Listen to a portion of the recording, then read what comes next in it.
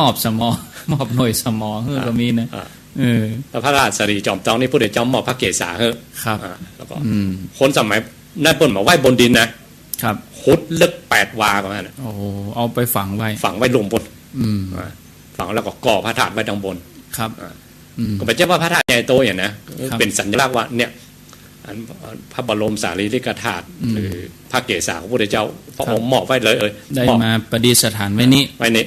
แต่ว่าบอกไว้ตังบนเพราะว่าหัวโลกก็จะล่มสลายครับกลัวความเป็นอนิจจังของโลกคนโบราณพวกก็กึดไก่ปานนั่นนะกลัวมันจะสูญจะหายไปใส่พระอบนิดในสุดเป็นพระอบแก้วครับเป็นแก้วมณีต่างๆที่ว่ายุคนั้นสมัยนั้นเป็นจิปันมีนะแล้วก็ตีทองคำครับเป็นพระอบทองค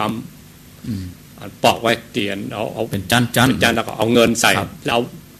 หินแข็งนะเป็นพระอบใหญ่จันนอกสุดถ้าถึงจันนอกสุดก็คือว่าพระอบหินแล้วก็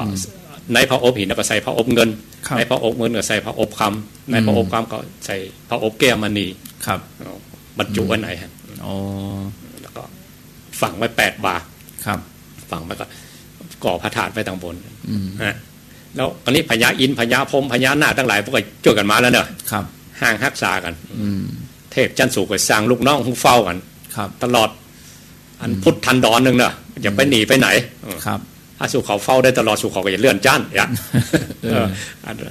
นี่กำแม่กำปอกมันแต่ความหมายจะเป็นอย่างนี้เป็นจะสร้างกับเป็นจันว่าเมื่ออยู่กับพระบรมสารีริกธาตุอย่างเงี้ยนะเมื่อมีพุทธานุภาพบ่มจิตบ่มใจตลอดแล้วก็จะได้เลื่อนจันแล้วก็ท้ายที่สุดคือปรมัตถประโยชน์คือได้โดยผู้ใดเจ้าไปตอนท้ายในช่วงระหว่างนี่สัมปาระยึดกับประโยชน์คือปาเถยยังจะเป็นห่อเข้าสั่งสมไปติ๊กๆเนี่ยนี่ยายหมดนี่ถ้าเขาบอกว่าถ้ามันมีจริงมันก็ยังมันประเมินนะวัดแต่ละวัดมันอยู่ได้ประเมินอันนั้นประเพณีเดือน12นี่เหมือนกันครับปีหนึ่งมีครั้งหนึ่งและนิยายอย่างมาบอกกับนิยายพระเจ้าพิมพิสารนั่นแหละพระเจ้าพิมพิสารแล้วเขาเน้นกันตั้งแต่วันออกค่ำถึง10 เดือนเปงมาทุ่งของเดือนเปงแต่ปากไตเปิ้นฮับตายายคือตายายอย่างมาชุดเดือนไม่ใช่เปิ้นตั้งแต่มันเนี่ยเอาวันเดือนเปงถึงเดือนดับพอวันเดือนดับก็ทรงตายายเนี่ยแล้วมาเอาอย่างคนเกิงอ่ะกันนั่นน่ะก็มันแสดงว่าเอาสูตรมาเหมือนกันนะก็ว่าตั้งใต้บ่ถูกเหรอเมาะตั้งใต้ก็ว่าตั้งเหนือบ่ถูกแล้วอันใดจะถูกอันนี้บอกว่าอย่าเอาประเพณีท้องถิ่นหรือเอาวัฒนธรรมมาเต็กใส่กันที่มันก็มันบ่ถูกใจตัวคนเฮาทำได้ก็มันบ่ถูกใจเฮาบ่ได้แต่ถ้าเอาอู้ถึงเรื่องสมบัติที่พระพุทธเจ้ามอบให้เฮาอ่ะเป็นมรดกธรรมจริงๆก็มีสมบัติ3อย่างเนี่ยสมบัติในโลกนี้เฮาอย่าเอาอย่างใดสมบัติในโลกหน้าเฮาอย่าเอาอย่างใดสมบัติปรมัตถประโยชน์เฮาอย่าเอาอย่างใดก็ประกอบด้วยการนะมีบทใหญ่ของธรรมะของพระองค์ว่าอาการิโกธรรมะของพระพุทธจำกัดการปฏิบัติมาได้ก็ได้มานั่นน่ะครับแต่ผมก็พยายามอธิบายให้โยมนะว่าบางทีจังมีคำถามว่าเฮาตานอันนั้นจะได้บุญก่อตานนั้นจะได้ก่ออย่าผมก็ว่ามันต้องถึงพร้อมด้วยวัตถุตานเนาะเจตนากาละได้ก็อาการเอาเฮาตานด้วยความเคารพก่อเอาเฮาตานด้วยระยะเวลาที่ถูกพอเหมาะพอดีก็อย่างหลายๆอย่างก็ยมเพื่อก็ยังยืนยันจะต้านอย่างอันอยู่อันนี้เขาไปเอาธรรมะเหมือนกับม่อนทำไปคือสถาเปิ้นมีเปลือกเราบางทีนะเพราะนั้นถ้าเขามีเปลือกถ้าเขาไฟหู้จริงๆอย่างน้อยหรือไฟหู้นักอย่างน้อยไปอ่านเล่มที่32-33ชื่อว่าคัมภีร์อปทานอันนั้นจะแยกเลยว่าตานอันใดจะได้อันใด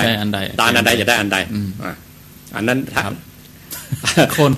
นเฮาบางทีมันจะยากเนาะเวลาเขาจะไปเปลี่ยนใจเขาเนี่ยคืออย่างน้อยถ้าคนจะมายอมรับนี่คือใจจะต้องมาก่อนแต่ว่าถ้าใจบ่มาแล้วต่อฮื้อไผจะอธิบายอย่างได้ก็ตามอ่ะเปิ้นก็จะยืนยันเอาตามที่เปิ้นเชื่อและอีกอย่างหนึ่งคือเขาจะโยมกับครูบาอาจารย์เป็นบางตนถ้าครูบาว่าแล้วมันบ่เปลี่ยนแล้วหรอกเปลี่ยนแสดงว่าศรัทธาอาจจะได้ยินกับกรรมครูบามาหรือได้ยินกับผู้เฒ่าผู้แก่ที่เป็นนับถือมันถูกบรรจุข้อมูลมาอย่างนั้นแล้วมันปิ้งอ่ะแต่ตนอื่นอู้นี่มันจะมันบ่ใจอ่ะบ่ใจครับแล้วอย่างใดอันที่ถูกช่วงเดือน12เนี่ย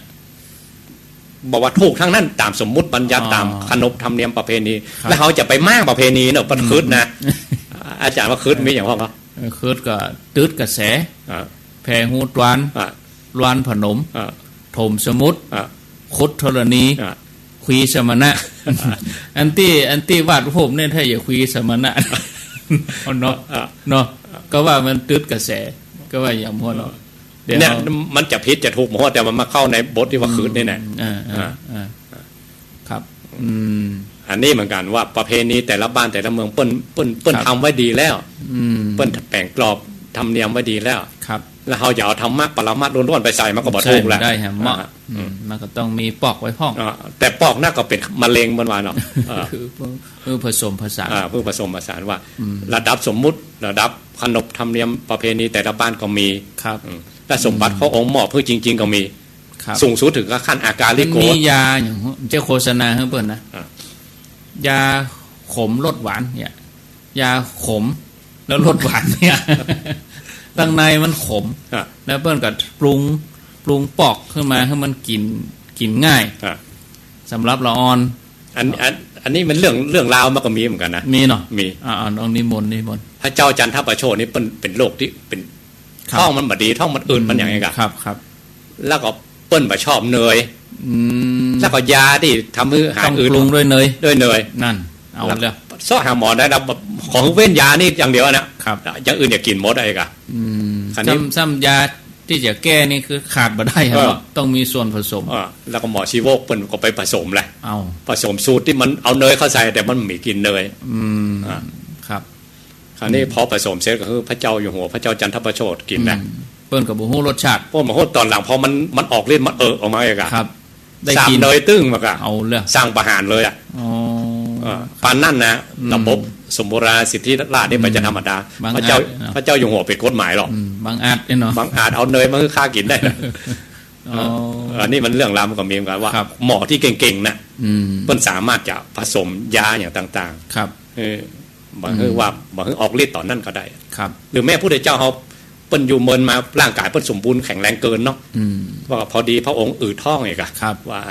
ร่างกายพระองค์มาสบายหมอชีวกก็มาตรวจเนาะโอ้พระองค์ร่างกายพระองค์แข็งแรงว่าตามธรรมดาเนี่ยยามันเอาบ่ลงเองอะพระองค์จะต้องฉันยาพิเศษว่าต้องทายถึง29ครั้งก่อนนะแล้วพระองค์ก็ไปส่งน้ำอย่างครั้งหนึ่งแล้วก็พระองค์อย่าทายครั้งที่30ร่างกายพระองค์จะแข็งแรงเหมือนแล้วก็จะสมบูรณ์คือโรคภัยไข้เจ็บอย่างบ่มีละมันไม่ใช่เป็นโรคภัยไข้เจ็บอย่างอื่นคือร่างกายพระองค์มันสะสมอาหารแล้วมันอืดเนาะก็อย่างแต่พระองค์แข็งแรงเกินนะว่ายาอย่างเอาบรรลงแล้วมันหมอชีวกเปิ้นทำแบบว่าอย่างอย่างไรให้สมกับพระเจ้าถวายยากับพระองค์ก็เอาไปใส่ที่ดอกบัวน้อยเดียวนะครับพอขอพระองค์เอาสูตรดมกลิ่นดอกบัวเนี่ยก็ได้ผลแล้วองค์พระองค์จะถ่ายเนาะถ่าย29ครั้งแล้วพระองค์ส่งน้ำอย่างครั้งหนึ่งได้ถ่ายอย่างครั้งหนึ่งก็จบแล้วแล้วตอนนี้หมอชีวกก็กังวลเพราะเป็นปิกไปบ้านมันเนาะพระองค์จะได้ส่งน้ำกว่าหาแล้วถ่ายครั้งที่30จะมีกับหาเนี่ยจะเป็นอย่างที่กึดไว้ก่อนพระองค์เป็นมีอภิญญาก็ทำตามหมอว่านั่นนะครับเปิดก็ถ่ายถึง29ครั้งแล้วก็เนี่ยเปิ้นบางยานะบางกินอย่างบางราคาเครื่องพระพุทธองค์เลยเนาะเปิ้นยังทำได้ครับนี่อย่างเหมือนกันเนี่ยอาจารย์ว่านะยาขมและลดหวานเนี่ยความเก่งของหมอก็แล้วกันว่าฤทธิ์ยายังอยู่อย่างเก่าแต่ว่ามันเปลี่ยนลดไปลดหวานกินง่ายยาขมลดหวานกินง่ายหรือแม่ไปอย่างหนึ่งว่าอย่างคนไปอีซุกอีใสเนี่ยเปิ้นมาฮื้อยาฮื้อหายนะเปิ้นฮื้อกินยาขมมันถีบมันขับออกมาคือขับออกมาถ้ามันลบไหนนี่อันตรายออกมาติ๊กยิ่งปุ๊ยิ่งดีมันเนี่ยครับมันจะเป็นแนวโคตรเท่าเป็นวานหรอกครับถ้าเป็นอีซุกอีใสต้องกินยาทีเพราะมันออกมานะคือปุ๊ถึงตัวเลยครับถ้ามันบอกปุ๊เนี่ยจะลบในนี่อันตรายจะหัดจะกัดเนาะอย่างใดกับหมอโหแหละคนเท่าเป็นวานน่ะแล้วหมอสมัยใหม่ว่าได้กับหมอโหเนี่ยคนเท่าว่าอีกตำราคนเท่าเป็นวานต้องกินยาทีไปหรอครับถ้าตำรายาทีคนเท่าก็มีของเปิ้นแต่ละขนาดเหมือนกันนะมีเป็นอย่างไปปูคนเท่านี่เป็นใจธรรมดาเพิ่นสืบกันมาเป็น100เป็นพันปีกี่เจนเนาะสืบกันมากี่เจนคนแล้วครับวกไปหาหมอชีวกหน่อยเนาะครับหมอชีวกวันเปิดรับปริญญาเอกนี่เนาะ อาจารย์สอบเหมือนกันหรอก ครับไปเสาะต้นไม้มาที่มันเป็นยาไปเสาะมันเตียวไปที่ไหนก็ได้7 วันครับไปเสาะมาไปปากก็ว่าหมอชี้ว่าก็ไปเสาะบ่ปะว่าเป็นยามดเป็นปิกมาหาอาจารย์นะมือเปล่าพ่ออย่างมือเปล่าเพราะว่ามันที่มันเป็นยามีสักอย่างมันโอ้สำเร็จแล้วเนาะสำเร็จแสดงว่าเก่งขนาดหูหอมหมดเนาะคะแนนได้หูใจปากได้ยาปากได้เอาไปร้านโฆษณาไปเนาะจิ๊บแอนตึ้งตีจังหมอยเนี่ยเป็นยาเมืองล้วนๆนะเพราะว่าไก่มันต้องสาบคืนเนาะแต่ถ้ามันเป็นยาเพราะมันผสมมาจ้างเอามีสูตรอยู่เป็นส่วนมันรวมกับท่านหมดเป็น100เป็นพันอย่างแต่ว่าพอมาผสมทุกสูตรจะเป็นยาครับอันนั้นกี่ช่างอันนั้นกี่ช่างเนาะเอามาจั่งมาตวงเนาะมาผสมอันนี้เหมือนกันต้นไม้ทุกชนิดเปิ้นว่าเป็นยาอยู่ของเปิ้นไปเปิ้นแต่ว่าเหมือนกับด้านขายยาเนี่ยต้องมีกรรมวิธีให้ต้องมีกรรมวิธีไว้อย่างไรอันบางอย่างก็ต้องดิบบางอย่างก็สดเนาะได้เก็บหน้าใดเก็บเวลาใดก็มีนะจะเก็บไปเรื่อยก็ได้เนาะเพราะว่าบางฤดูก็เป็นพิษบางทีมันอย่างยามแรงในไปอยู่ที่หัวมันลงที่หัวมันหรอกครับมันไปอยู่ที่ต้นเนี่ยอันนั้นกรรมวิธีอันนี้อยู่ในเพชักขันธกะยาของพระองค์มีหรอกมีเหมือนกันมีไปเจ้าวันนอกสูตรเนอะครับในพระวินัยพระองค์ตรัสไว้เรื่องเพชักขันธกะหมวดเกี่ยวกับเรื่องยาทุเจ้าคนเนี่ยอ๋อแปลว่าเปิ้นก็มีเหมือนกันยารักษาโรคต่างๆครับเอาโบกปิ๊กมาเรื่องกินเรื่องทานเนาะเรื่องกินเรื่องทานพดไปแบบเรื่องยุคเรื่องยาครับอันนี้ก็เหมือนทุกเจ้าเขาก็เหมือนเขาจัดยาให้โยมเนาะเขาก็ต้องรู้อาการคนไข้แต่เดี๋ยวนี้เขาหู้ว่าโยมเป็นอย่างไร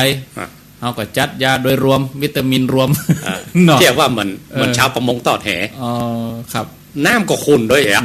ป่ามีกี่ตัวก็บอกโอ้หรอมันจะติดหมดครับตอดไปส้มหรือโบราณบอกว่าไม่สอดตาโกยครับภาษาสมัยใหม่เรียกว่าสุ่มตัวอย่างประมาณนั้นแต่ถ้าว่าคนไข้บังคับยานี่ก็อีกเหมือนกันเนาะ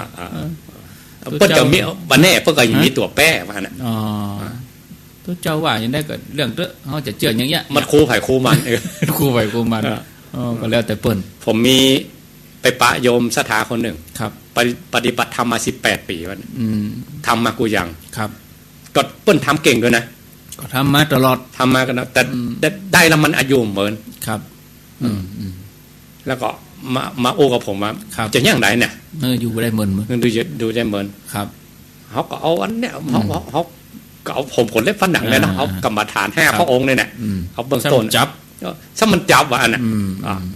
พอเข้าใจตัวนี้อย่างอื่นมาหมดไหลมาหมดที่ตัวเองเคยปฏิบัติมา18 ปีเนี่ยนั่นก็แสดงว่ารอเวลา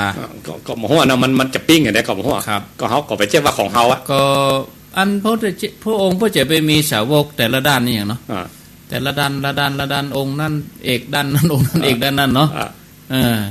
เอกทักขะเนี่ยบอกว่าสถามันเฮียนมาหมดกับมาฐานกี่จ้านก็เฮียนมาหมดเลยเนาะก็ลองเอากอไก่ขอไข่มันได้บอกทุกเจ้าขนาดบวชเข้ามาใหม่ๆพระองค์ยังบังคับเลยนะจะต้องท่องต้องสวดตัวนี้ต้องเฮียนกรรมฐาน5อ่ะแล้วเอากรรมฐาน5ขึ้นไปแล้วเอาไม่สอดตาโกยเข้าไปแล้วนี่ชัดเจนเนาะเพราะมันเปิ้นจับต้องได้อ่ะเจสาโลมานาขาทันตาตะโจผมขนเล็บฟันหนังนี่มันเป็นสิ่งที่อยู่กับเปิ้นอยู่แล้วยิ่งเขาเอาธรรมะเข้าใส่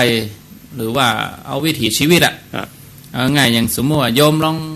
อาบน้ำพอละอย่างรูปผมรูปอย่างไปอ่ะเนาะแต่ผมว่าตอนแรกนี่มันอยู่แบบเกิดนิมิตเนาะคือเขาเอาโมเมเอาบริกรรมนิมิตหมายเขาว่าเอาเองโมเมเอาว่าไปก่อนมันเป็นผมขนเล็บฟันหนังเขาว่าไปฮะนะโมเมเอาเองอะว่าเอาเดาเอานึกเอามันต้องเป็นจริงเป็นจังมันต้องอะไรแต่ว่าสูตรมันเป็นอย่างนี้ว่าพระองค์สอนดูผมขนเล็บฟันหนังเนื้อเอ็นกระดูกเนี่ย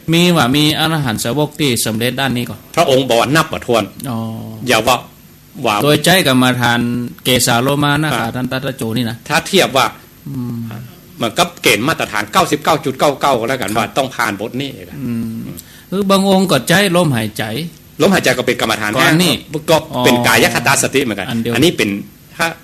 เป็นหมวดกายคตาสติครับอัน6 หมวด 14 ข้อน่ะอันนี้อยู่ในกลุ่มเดียวกับท่านน่ะแล้วแต่ให้ดึงตัวใดมาอันนี้ก็ต้องผ่านฐานกายก่อนครับ อย่างศรัทธาญาติโยมบางท่านก็ว่าโอ้บ่ได้ฮู้ได้เรียนธรรมะบ่จำทรัพย์ยังบ่ได้ละไว้ก่อนทรัพย์มื้อนั้นบ่ท่าท่องเตี้ยเอามา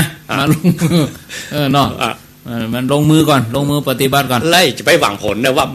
หนังนี่หันนั่นหันที่ได้ฮะเนี่ยก็โมเมเอาว่ามันเป็นผลเลยฟันหนังถ้าเอาไปหวังก่อนมันขาดการล่วงหน้าอาจจะบ่ได้อย่างนั้น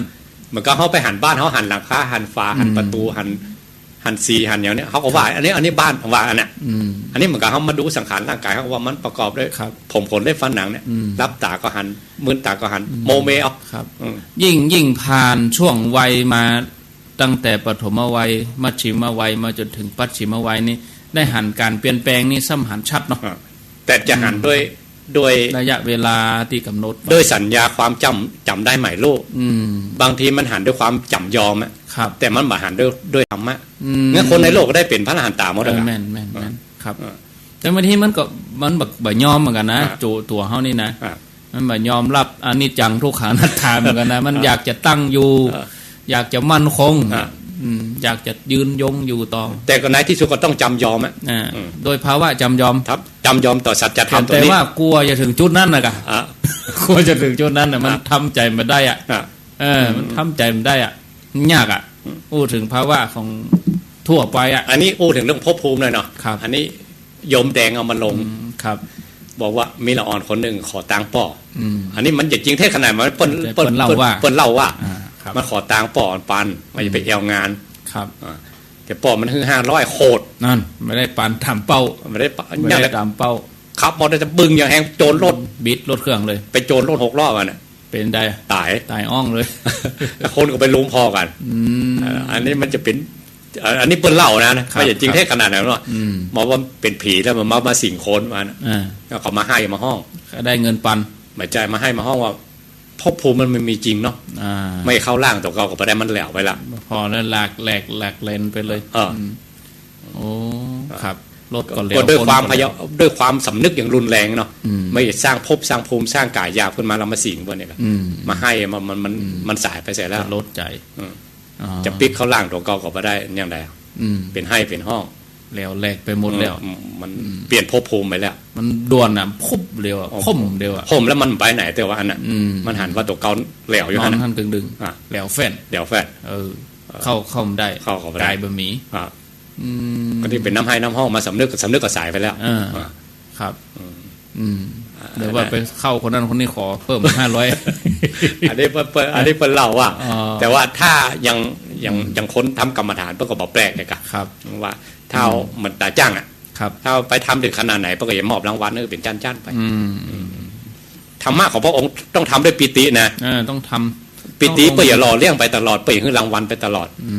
ท้ายที่สุดถึงกับเป็นโพชฌงค์ก็ต้องมีปิติอยู่นะไม่ใช่ไปแบบแห้งแบบแรงไม่ใช่นะถ้าไปแบบแห้งแบบแรงแสดงว่าเดินทางผิดละประจันเพราะนั้นทำไปนะธรรมะของพระองค์จะมอบปิติในธรรมทุกขั้นตอนนะที่เฮาบ่เกิดความรู้สึกที่เฮาบ่ได้สัมผัสเพราะเฮาบ่ทำจริงเนาะบางท่านพูดถึงนะเฮาก็ทำสักแต่ว่าทำให้มันผ่านไม่ได้ลงมือทำอย่างนี้ผ่านนะปัจจโยอยู่ห้าบันเลื่อนนะมอกเป็นเชื่อเป็นจัดปัจจัยของถ้าแต่นุ่มจนเท่าของเพชรนี่เป็นเชื่ออยู่ฮะนะไม่ได้เป็นเมล็ดพันธุ์สักไม่ได้เป็นตัวแต้สักเชื่อบ่มนะก็อีเน่านะก็ต้องมาหวานแล้วก็ให้มันเป็นเม็ดเป็นผลมากอะแม่นนะแจ่ไว้เป็นเชื่อเน่าแต่ก็ครับอ้าวอันนี้ก็ต้องปลีกเวลาเนาะอย่างน้อยก็พูดถึงว่าญาติโยมนี่เวลามีว่างพอจะมีอยู่อย่างน้อยก็ก่อนนอนตื่นมาเมื่อเจ้าเมื่อวันก็ไปประกอบสัมมาอาชีพไปก็จะไปคัดโลกมันมีก็จะไปคัดกันแต่บางทีว่ามันมีเวลาท่านเฮ้ยแต่ว่าเขามีเวลาหายใจก็แน่เราต้องถามโยมตอบไปถามว่าโยมมีเวลาหายใจก็มีกะแล้วโยมหายใจช่วงใดหายใจทุกเวลาก็เอาทุกเวลาเนาะอู้ถึงยาวหน่อยหน่อยนะชีวิตที่เขาทุ่มให้กับสังขารร่างกายการงานหรือครอบครัวนะเขากี่เปอร์เซ็นต์ลงพอเลี้ยงดูเพิ่นเนาะใจใส่ดูแลสัปะเนาะแล้วเขาอีกทุ่มคือทำกี่เปอร์เซ็นต์ถึงเขาเอาง่ายๆวันหนึ่ง24 ชั่วโมง8 ชั่วโมงทำงานเนาะเอาโลกทั่วไปเนี่ยเข้างาน7 โมงเกิน8 โมงแล้วถ้าเรียนหนังสือมันต้องว่าเรียนหนังสือตั้งแต่อนุบาล1ที่เขาทุ่มของมันนะกับเรียนนี่นะแล้วมันก็บอกโหจักสิ้นจักจบ มันก็ แล้วเขาหักมาขนาดนี้บ่ต้องวัดหักตั้งนอกหักสังขารแล้วก็แล้วก็มักก็ซับปารีสุดๆนะมันก็ไปเชื่อเขามันก็เท่าถึงวันนะหัวเข่าก็ลุไปหูก็บ่ได้ยินตาก็บ่ได้หันทีเขาจะยื้อจะยุดกระชากลากถูแล้วก็ต้องมักก็ถึงมาตัวใจเขาทั้งที่เขาหักมาหนักมันก็ลุไปติ๊กๆเที่ยวก็ลูกหลอนผมก็ลูกงอกเว้ยแล้วเขาทุ่มมากี่เปอร์เซ็นต์นะ90 กว่าเปอร์เซ็นต์บนทั้งชีวิตเลยชีวิตชีวิตทั้งชีวิตเกือบทั้งชีวิตเลยแล้วก็ที่ของแท้ๆที่เป็นสาระที่เป็นที่ปลาเถยยังเป็นห่อเข้าของเขาก็บอกให้เอาอย่างเขาก็อ้างว่าเขามีเวลาอย่างน่าจะเอาเวลาตอนไหนตอนที่ปุ้นนี่ใส่น้ำเกลือก็ใส่อาหารใส่ยางก็อย่างเอาตอนเครื่องหายใจวีวบนนี่เอาตอนนั้นตันเหมาะเนาะเพราะฉะนั้นต้องเอาตอนที่กำลังนี้เขาแข็งแรงดีพอจะไปได้พอจะทำได้มันก็ต้องจักกระเยอะกันหน่อยมันก็ลากกันหน่อยกะมันบางท่านก็ว่ามันยากผมว่ามันยากที่ใจโยมเองอ่ะเนาะกึดยากเองนะผมว่านะถ้าเขายอมสละเห็นหน่อยผมบอกกึดยากขอยกตัวอย่างท่านอาจารย์ท่านพระครูกัลยาณประโมทเนาะผู้ร่วมรายการเดียวกันเนี่ยวันนี้เพิ่นมาได้มาเมากับการวาดนะเพิ่นบอกต้องรู้เอาอ่ะต้องชิงเอาต้องรู้เอาครับ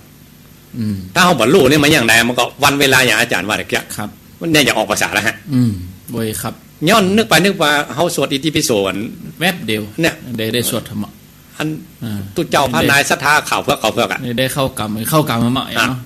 ก็หาเนี่ยมันพ่อว่าอย่าตะวามันซืนเนี่ยนึกได้อยู่ครับเวลายิ่งคนรับคนหลงมันยิ่งกว่านี้อีกว่ายกตัวอย่างพญานาคครับจากก่อนมันเป็นเนรแล้วมันหลงมันเมารับเมานอนมันมาทำกรรมฐานครับถ้าตามภาษาบ้านเขาบอกไหว้พระส่วนบนบัดทำกิจวัตรเองอะครับกินแล้วก็นอนมาข้ามเสียตายตอนรับนะกันไปเป็นยังเป็นพญานาคอยู่ปื้นแม่น้ำในรัญชลาบ่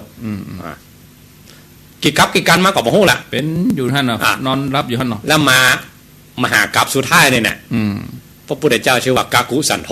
ครับโปนาคามโนกัสโปโคตโมไว้เนาะเพิ่นว่ากันในบทนโมเมนะครับพุทธเจ้าตัวแรกมานะก่อนนั้นนะเพิ่นมันได้กับโมโหนะเพิ่นที่ว่าเพิ่นเป็นสามเณรมรณภาพนะพอพุทธเจ้าชื่อว่าโกนาคามโนเกิดขึ้นในโลกนะเพิ่นจะ100 ถาดหรอครับมันรับอยู่ดีๆถาดเป็นถาดอภิญญาถาดทิฏฐิถาดบุญของโพธิสัตว์เจ้ามหาสัตว์เจ้าจ่าสุดท้ายเนาะแล้วอังก้างใส่หัวตัวเก่าให้เลยกันตกเลยเนาะสะดุ้งโหพุทธเจ้าเกิดขึ้นในโลกแล้วกันเนี่ยมาแหมเลี้ยวเนาะอันนี้ว่ากำแรกก่อนครับหอโหว่าพุทธเจ้าเกิดขึ้นในโลกก็ไปสนใจแล้วรับต่อแถมอีกครับพอรับได้สักกรรมไปเดียวถาดลงมาใส่หัวลงกงกังพุทธเจ้าโกนาคามโนกากุสันโธโกนาคามโนตนที่2มาเนาะครับพุทธเจ้าแต่ว่าก็มาตนวันนี้มาแถมตนละครับรับไปแถมเดี๋ยวพุทธเจ้าชื่อว่ากัสสโปนะตนที่3ลอยถาดมันยอดใส่หัวมาทำละลงกงกลางมาทำละอีกอะพุทธเจ้าอย่างนักได้นักว่าวันก่อนเกาะตนแต่ว่าก็ตนวันนี้ก็ทำตนแล้วครับพอพุทธเจ้าเขานี่ตนที่4มาพวกก็ลอยถาดยอดใส่หัวมาทำละครับลงกงกลางพุทธเจ้าอย่างนักได้นักว่าเดี๋ยวก็มามันก็โหนะว่าถาดนี้เป็นถาดอภิญญาถาดบุญถาดของพระพุทธเจ้าด้วยนะมันมีไปที่เพิ่งก็เฮียนมาเนาะว่าพระพุทธเจ้าต้อง100 ถาดเองเอาไปมามี4 ถาดอยู่บนหัวหัวปูดหัวโนแล้วเนาะครับแต่ว่าวันซืนนี่เนาะอยู่ด้วยความหลงนี่มันจะเมินนะเมินไม่ใช่กรรมเดียวแต่ระยะทางเนี่ยพระพุทธเจ้าแต่ละพระองค์เนี่ยเมินขนาดเป็นการทัดเทียบสมัยนี้ก็หลายล้านปีอ่ะครับกว่าพระพุทธเจ้าอย่างมาจะโตนึงยาวนานแต่ยาวนานครับแล้วพออยู่ด้วยความหลงอ่ะครับกำเดียวพระพุทธเจ้าก็มาเดี๋ยวพระพุทธเจ้าก็มาอย่ามาโวยแต่ว่าครับอันนี้เขาเหมือนกันเขาอยู่ด้วยความหลงบางทีมันแวบๆเหมือนกันนะเวลาผ่านไปเนี่ยอย่างคนทำงานเนี่ยกับคนเมารับเมานอนเนี่ยนะรับตื่นมาสะดุ้งตื่นหลงอันได้เป็นแม่เจ้าได้เป็นแม่แรงเนาะแต่หลายชั่วโมงแป๊บเดียวแต่คนทำงานเพิ่งอินไม่แห้งนะนั่นแหละแล้วได้ผลิตงานได้จัดนักนะเนาะครับอันนี้ก็บุคคลอันก็บุคคลดีประมาทเนาะ บางคนดีประมาทบางคนราษาถ้าเอาปล่อยเวลาผ่านไปนะเวลามันแวบๆนะครับเว้ยแต่กะวันคืนลงไปเนี่ยครับนี่พวกกลางเดือนละเดี๋ยวก็วันถ้าเลยมาที่20แล้วเลยสิ้นเดือนแล้วนะสมมติเดี๋ยวขอเมกรรมพระพุทธเจ้าหน่อยเนาะครับพระพุทธเจ้าเขาเนี่ยอย่างกันอยู่เป็นว่าหรอวันนี้เราทำอะไรกันอยู่อันก็วันคืนล่วงไปเนี่ยอย่างกันอยู่อ่ะครับชีวิตเป็นของน้อย3:50น่ะจะชั่วโมงแล้วนะขนาดนั้นครับก็เดี๋ยวฟังความคิดความหันเห็นสักหน่อยเห็นก่อนที่เขาจะวางสาย10 นาทีก็เอาเรื่องหูบเนี่ยเรื่องหูบพระพุทธเจ้าเนี่ยท่านพระครูมีความหันว่าจะได้หูบอุลตร้าแมนอะพระอุลตร้าแมนพระพุทธรูปอุลตร้าแมนเนี่ยถ้าอู้ถึงความยาวนานของอายุเลยนะครับพอพระพุทธเจ้าบอกว่าถ้าคนอายุ100 ปีต่ำลงมาเนี่ยพระพุทธเจ้าอย่าบังเกิดเพราะคนมันปัญญามันแตกนักลงไปมันจะฟุ้งซ่านเรื่องทำมาหากินอย่างพ่องแล้วมันแตกเกินแบบแตกแบบสัญญาจำได้หมายโลกพระพุทธเจ้าก็บอกมาเกิดในโลกถ้าคนอายุเกิน100,000 ปีขึ้นไปมันสบายลงไปอาหารอันนี้จังพระพุทธเจ้าก็บอกมาอันนี้เขาถือว่าเป็นกฎธรรมดาดีกว่าที่พระพุทธเจ้าเลงหันไล่เนาะว่าพวกปัญญานักปัญญาหลายโดยความจำได้หมายโลกเนี่ยมันอย่างแม่ไปสปาครับคำสอนเนื้อแท้ของพระองค์ไม่บอกเข้าจิตเข้าใจเอาเนี่ยก็ที่ว่าต่อไปตั้งหน้าไม่มียิ่งกว่านี้อีกมันจะมีแปลกๆอ่ะจะยิ่งกว่านี้อีกอันนี้เขาไปเจ้าว่าเองหรอกตามกรรมของพระองค์ที่พระองค์ตั้งคำเนี่ยว่าคนมันจะมีปัญญานักโดยความจำได้หมายรู้มันจะแม่ไปสปะสเปดอ่ะเพราะนั้นพระองค์ก็เริ่มมานะพระพุทธเจ้าจะมาในช่วงว่าถ้าคนตั้งอายุ100 ปีขึ้นไปเดี๋ยวอายุของคนเฮามันมาถึง100 ปีเดี๋ยวอายุไขจริงๆนะครับอายุไขจริงๆยุคเขาเนี่ย75 ปีถ้าอยู่เกินมันก็เป็นบุญไปอายุไขเพราะนั้นอายุไขต่ำกว่า100 ปีพระพุทธองค์บอกมาเพราะไว้เนี่ยถ้าพุทธองค์มาสมมุติว่าเป็นตัวเจ้าพ่อบางทีมันก็อาจจะไปเชื่อมีส่วนเนาะถ้าคนโบราณเนี่ยสมมติเอาเรื่องวาดเลยเนาะถ้าพระวาดเป็นมหาปุริสลักษณะจริงๆต้องครบโดยมหาปุริสลักษณะ32 ประการอนุพยัญชนะ80แล้วก็อันอย่างก็ที่พระบาทมงคล108ยุคนั้นยุคที่มีละหันตาเจ้าทั้งหลายที่เปิ้นแปลงพุทธรูปไม้จันทร์นะรอพระเจ้าที่ลงจากดาวดึงมาช่วยกันรักษาสร้างพุทธพญาอินทร์พญาภพช่วยกันรักษานะพุทธรูปที่งามที่สุดๆอ่ะพอพระพุทธเจ้าลงมาพุทธรูปนี้อายว่าน่ะอายแล้วก็ไปสลายอ่ะเพราะว่าบ่สมกับมหาปุริสลักษณะองค์จริงของพุทธองค์เนี่ยครับอันนี้เริ่มต้นเนี่ยมันพอยุคแต่หั่นมานะตั้งหั่นมามีองค์เดียวนั่นนะครับหลังจากนั้นเวลาจะสร้างสัญลักษณ์ของพระพุทธเจ้าเนี่ยเขาจะทำพระบาทกระทำธรรมจักรเพราะยังได้ก็บอกเหมือนพระพุทธเจ้าอ่ะคือผสมกับตัวเองที่ไปเทียบไปจะสร้างสัญลักษณ์ของพุทธองค์อย่างไรจนมาถึงสมัยคุปตะหรือครับสมัยปาล่าของกรีกเนี่ยนะถึงจะสร้างเป็นพุทธรูปว่าเขาเป็นนักปั้นเนาะคนฝรั่งถ้าตามคัมภีร์กับพญามิลินนะครับกับพระนาคเษนพญามิลินนี่เป็นฝรั่งนะฝรั่งชาวกรีกหัวดีขนาดถามทุกเจ้าโจดจอกถึงบ้านถึงเมืองอ่ะครับถามปัญหาธรรมนี่นะเต็กใส่ทุกเจ้าเลยแหละตัวแป้คือนาคเษนเนาะนาคเษนพอได้ยินคำว่าตัวแป้คือว่าเดี๋ยวนี้เขามีตู้เจ้าตัวหนึ่งเพื่อกำลังแสดงธรรมชื่ออย่างชื่อนาคเษนคนฟ้องสยองเก่าอันนั้นเนี่ยไอ้เนาะประชาแล้วไอ้เนาะมันสยองในใจอ่ะครับพ่ออย่างพ่อเคยพากันมาก่อนพาอย่างไรสมัยก่อนพระนาคเษนนี่เป็นตุลุงเป็นหูแห้งกันเนาะแล้ว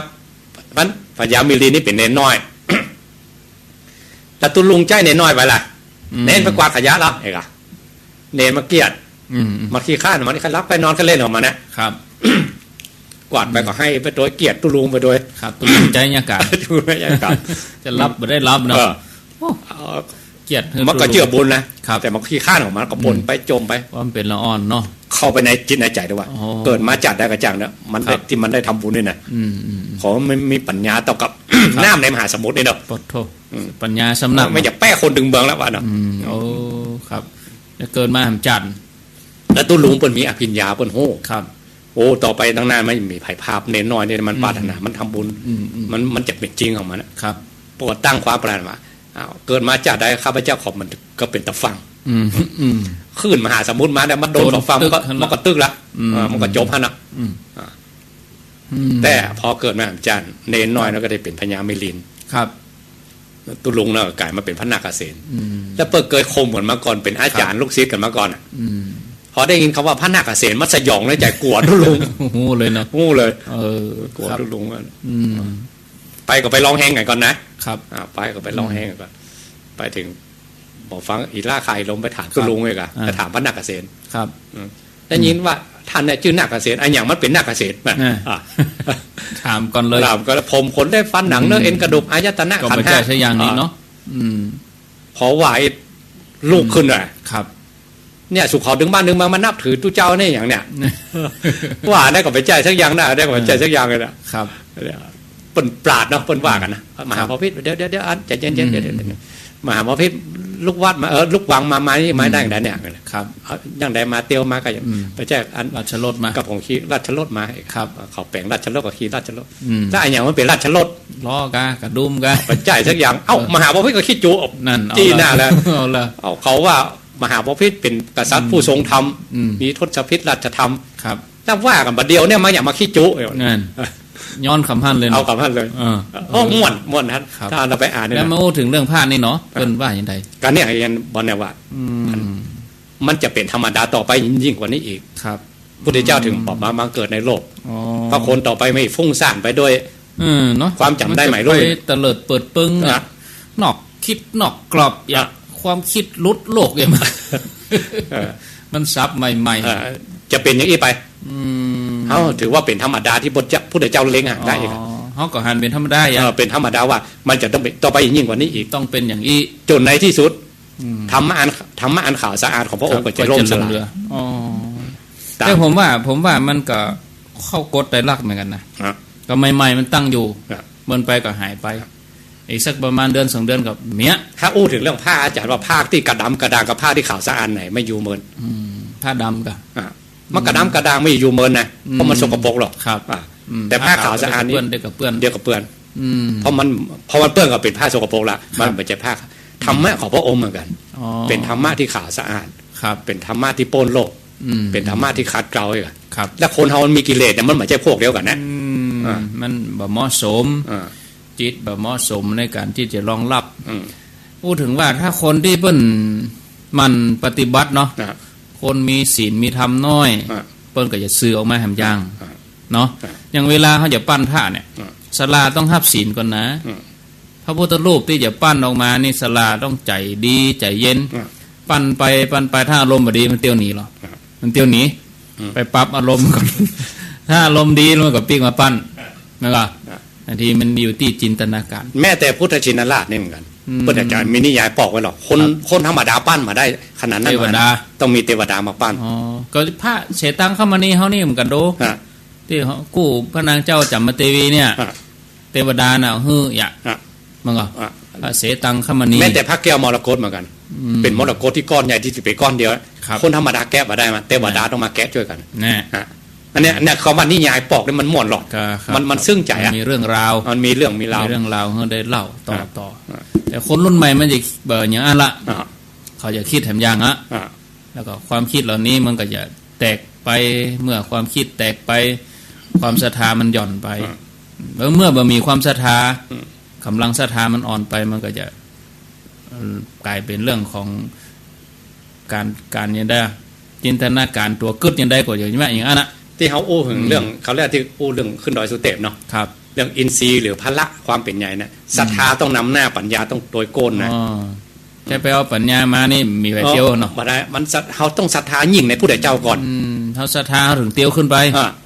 แล้วเอาปัญญาขึ้นมาก่อนอ่ะมันจะเป็นการฟุ้งซ่านไม่อยากบ่มีปัญญาบ่ได้ครับบ่ได้ต้องกู้กันมันต้องกู้กันนะแต่นี่มันปัญญามันนักหรือศรัทธาความเลื่อมใสในกุลแก้วสามอาการมันลดหย่อนลงไปมีเนาะมีครับจะเอาปัญญาเอาความเฉลียวฉลาดเอาความเก่งมันก็ถึงง่ายๆอาจารย์เนี่ยเขาไปเฮอุปคุตก็ดำน้ำพ่มเนี่ยดำไปกับเปียไปหินมาก้อนก็เฮว่าเองอันนี้คือศรัทธาแต่ถ้าความคิดรุ่นใหม่มันเมาอย่างนี้อ่ะแต่คนเฒ่าเขาเนี่ยกันมาเจนใดเจนเดิมเวลาเขาจะกินจะตานป่วยหลวงเนี่ยมองอ่ะ อันนั้นยังไปแห่กันมานะในคัมภีร์อปทานเรื่องก่อพระธาตุเจดีย์ทรายนะครับอันตนละหันตาเจ้าทั้งหลายเพิ่นปากันไปก่อเจดีย์อยู่ข้างพอก่อเสร็จก็ไหว้กันเลยนั่นพุทธเจ้ามาเลยนะนั่นนะตอนนั้นแหละครับก็ปะหินปะซ้ายอยู่ในเขาอาจจะไม่ได้เรียนพุทธศาสนาหรือว่าเขาไม่ได้ปฏิบัติธรรมมี2 สาเหตุไม่ได้เรียนพุทธศาสนาไม่ได้ปฏิบัติธรรมเลยไม่ได้ลึกซึ้งในเรื่องตัวนี้แล้วก็ถ่ายทอดออกมาคนเฮาเวลาจะถ่ายทอดอะไรอย่างมานี่มันมาจากสำนึกมาจากเบื้องลึกถึงตึงกำอู้ถึงการกระทำเนาะแล้วสังเกตอย่างคนปฏิบัติธรรมเนี่ยอาจารย์มันแบบมีข้อแม้อย่างนะกายตุกายเจ้ากายภาพมันน้อมนะออบน้อมแบบมีข้อสงสัยอย่างเสียอย่างกิริยามารยาทอ่อนน้อมคนที่เพิ่นเข้าถึงธรรมจริงๆและ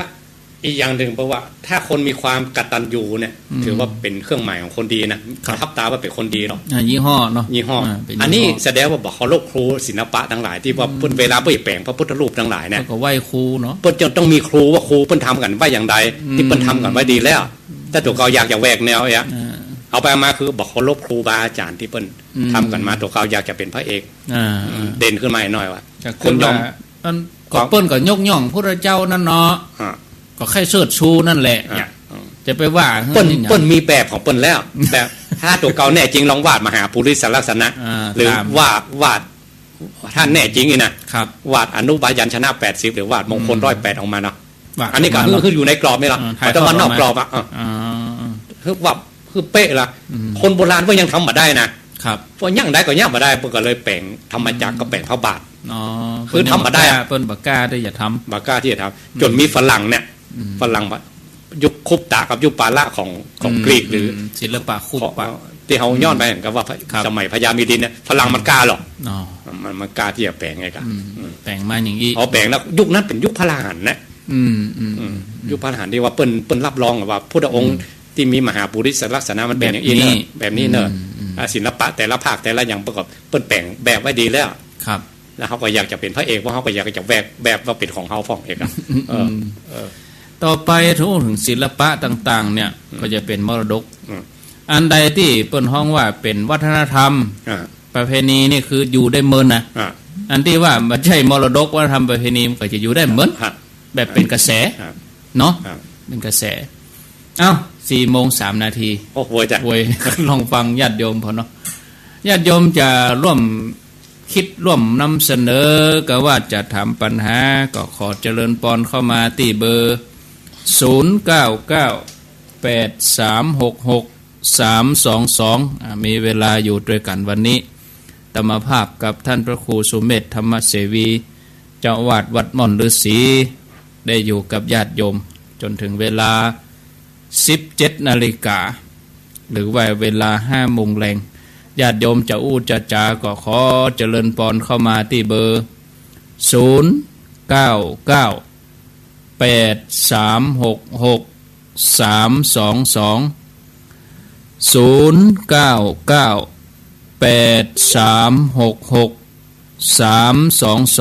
อาขออนุญาตรับสายเจริญปอนจากที่ไหนหางดงว่าจะได้เคยถามปัญหาต้นน้อยอ่ะเจ้าเจิญเลยคือท่านพระครูประเสริฐที่วัดบนดอยสุเทพเปิ้นนั้นตรวจพระคาถาพระอินทร์อ่ะเพราะว่ามันเขาเปิ้นว่าอันยังก็ว่าใดเดี๋ยวมันลืมมาว่าปะโตเมตังปะโตเมตังปะละวินังสุขโตจุติจิตตะเมตตานิทาพังสุขโตจุติแต่ที่นั่นยันมาก่อนที่หลวงพ่อบุญธรรมที่อยุธยาเพิ่นติมาที่บ้านเพิ่นมาบอกชาวบ้านโหตรวจเพิ่นว่าปะโตเมตังปะละวินังสุขโตจุติตะเมละนิทาพังสุขโตจุติยอมจะถามว่าเนี่ยยังเหมือนกันอีเนาะเดี๋ยวจะรอฟังในวิทยุเนอะข้อเดียวเนาะเจริญปอนเอา รับสายเจริญปนไว้สาธารณครูถึงเส้น2ครับจากดังได้ปลาไผ่แจ่จ้างครับผมอ๋อแจ่จ้างสันกำแพงกะครับผมปลาไผ่วันนั้นได้ปลากันก็ไปปลาใส่กำเล็กไปโดยมาดุงนะลงขี้เล็กนะครับผมแต่ฟังถึงวันเนาะทำปัญหาจนเลยขอความคิดเห็นว่าได้อุลตร้าแมนเอาลองว่ามาเนาะอุลตร้าแมนในฐานะปนานมันก็บ่ผิดแล้วก็บ่ถูกนะเอาบ่ผิดก่อนมาบ่ผิดเนาะเอาเรื่องผิดคือมันบ่ฮู้ครับไม่ผิดไม่รู้น่าเอาตอกวันคือพระพุทธเจ้าเนี่ยมันเป็นอัปปมโนป่นอีกอ่ะป่นพระพุทธเจ้าป่นอีกอ่ะป่นเป็นอัปปมโนครับจะหาอย่าไปเปรียบเทียบบ่ได้สักทียักอย่างหรือไปเปรียบเทียบที่อื่นก็บ่ถูกอ่ะท่านแบบนี้อ๋อเอาอย่างมาเปรียบพระองค์รวมได้อัปปมโนพุทโธเนาะครับผมอันนี้อันที่ว่าคือไม่ผิดไม่ถูกเนาะไม่ถูกเพราะไม่รู้ครับไม่รู้อ๋อก็ปริญญาตรีปี4นี่โอ้โหจะได้บางทีว่าก็ได้บทเรียนแล้วลูกบทเรียนไปเลยเนาะโอ้กันนี่จะจำตึงๆเนี่ยละเนาะก็พระพุทธเจ้าเพิ่นจะเป็นนักสู้ลูกเปิ้นใจปัญญาปามไผลูกเปิ้นเมตตาเนาะเปิ้นใจรักเมตตาอุลตร้าแมนนี่ใจเลเซอร์ยิงเนี่ยแต่พระเจ้านี่ฆ่ากิเลสไม่ได้ไปฆ่าคนครับผมเนาะเปิ้นได้จับได้พระหัตถ์เปิ้นในมือเปิ้นได้ถืออาวุธอะไรอย่างนี้อันนี้ชัดเจนเด่นข้อคิดชัดเจนทางนั้นแน่นอนกันเนี่ยโอ้แสดงความหันมานี่โอ้ยินดีเนอะปัดโทครับเหมาะเนอะสาธุอีกอ่ะมีส่วนร่วมก็คือญาติโยมมีส่วนร่วมเจริญปนเจ้าดูตั้งได้ที่กุฏิติดแล้วอยู่ไหนสันทรายมหาวงเจ้าอยู่บ้านปัสสาเจ้าสันทรายมหาวงว่ามาเลยต้องจะถามปัญหาว่าโยมประกวดว่าหลานว่าจะเป็นกรรมเป็นอย่างก็กวดวัดจะเป็นกรรมก็กวดยังไงกวดไปตัวจมไปตัวก็ว่าตรวจไปตัวกวดหลานว่าเที่ยววัดอย่างเงี้ยทำความสะอาดเนาะไปทำกรรมดีก็เดี๋ยวรอฟังในวิทยุคะแนนกวดไปจะไปจมเพื่อเน้นเขานะโอ้พระน้อยมูนี่กินเหี้ยกินไหกวดตัวจมเฟิมได้นะเดี๋ยวรอฟังเนอะสาธุดีแล้วช่วยกันกวดวัดกวดวาเจริญปนไหว้สาเจ้าจากดังได้ได้กับไหว้สาดับไปเห็นแล้วมาแถมไม้0998366322 โมงกับ9 นาที16 นาฬิกา 9 นาทีก็จะฮับมีคำถามนี่จะฮับ6 สายเอาแล้วเนาะแต่ละสายเป็นคำถามหมดเจริญปนไหว้สาเจ้าจำเสียงมันตัดไปเจ้ามาใหม่อยู่ไหนเป็นตาโทรศัพท์โยมนะแต่มาได้เนี่ยอย่างนั้นเนี่ยลุดไปคนเดียวเนี่ยเจริญปนนั่นโยมต้องไปเช็คโทรศัพท์ใหม่แล้วเนอะเจริญปนสายนี่มาเลย1423142เข้ามาเลยสวัสดีสวัสดีอยู่ที่ไหนอยู่ที่การกนกสารพีนี่เจ้าหมู่บ้านการกนกสารพีว่าจะได้แม่ให้ถามว่าเวลาสวดมนต์ปารมีเก้าจันทร์ที่บนบ้านนี่ได้ก่อนเจ้าปารมีเก้าจันทร์บนบ้านแม่สวดมาเมื่อละกะสวดมาประมาณพรรษาเนี่ย3 เดือนนี่นะเจ้าสวดเวลาใดเจ้าแรงเพราะว่าจะได้ไปวัดเวลาวันศีลจะได้ไปวัดแล้วก็กินวันไว้สวดบนบ้านทุกวันโอ้ดีละจะเดี๋ยวรอฟังเนอะโอ้ดีละแม่สวด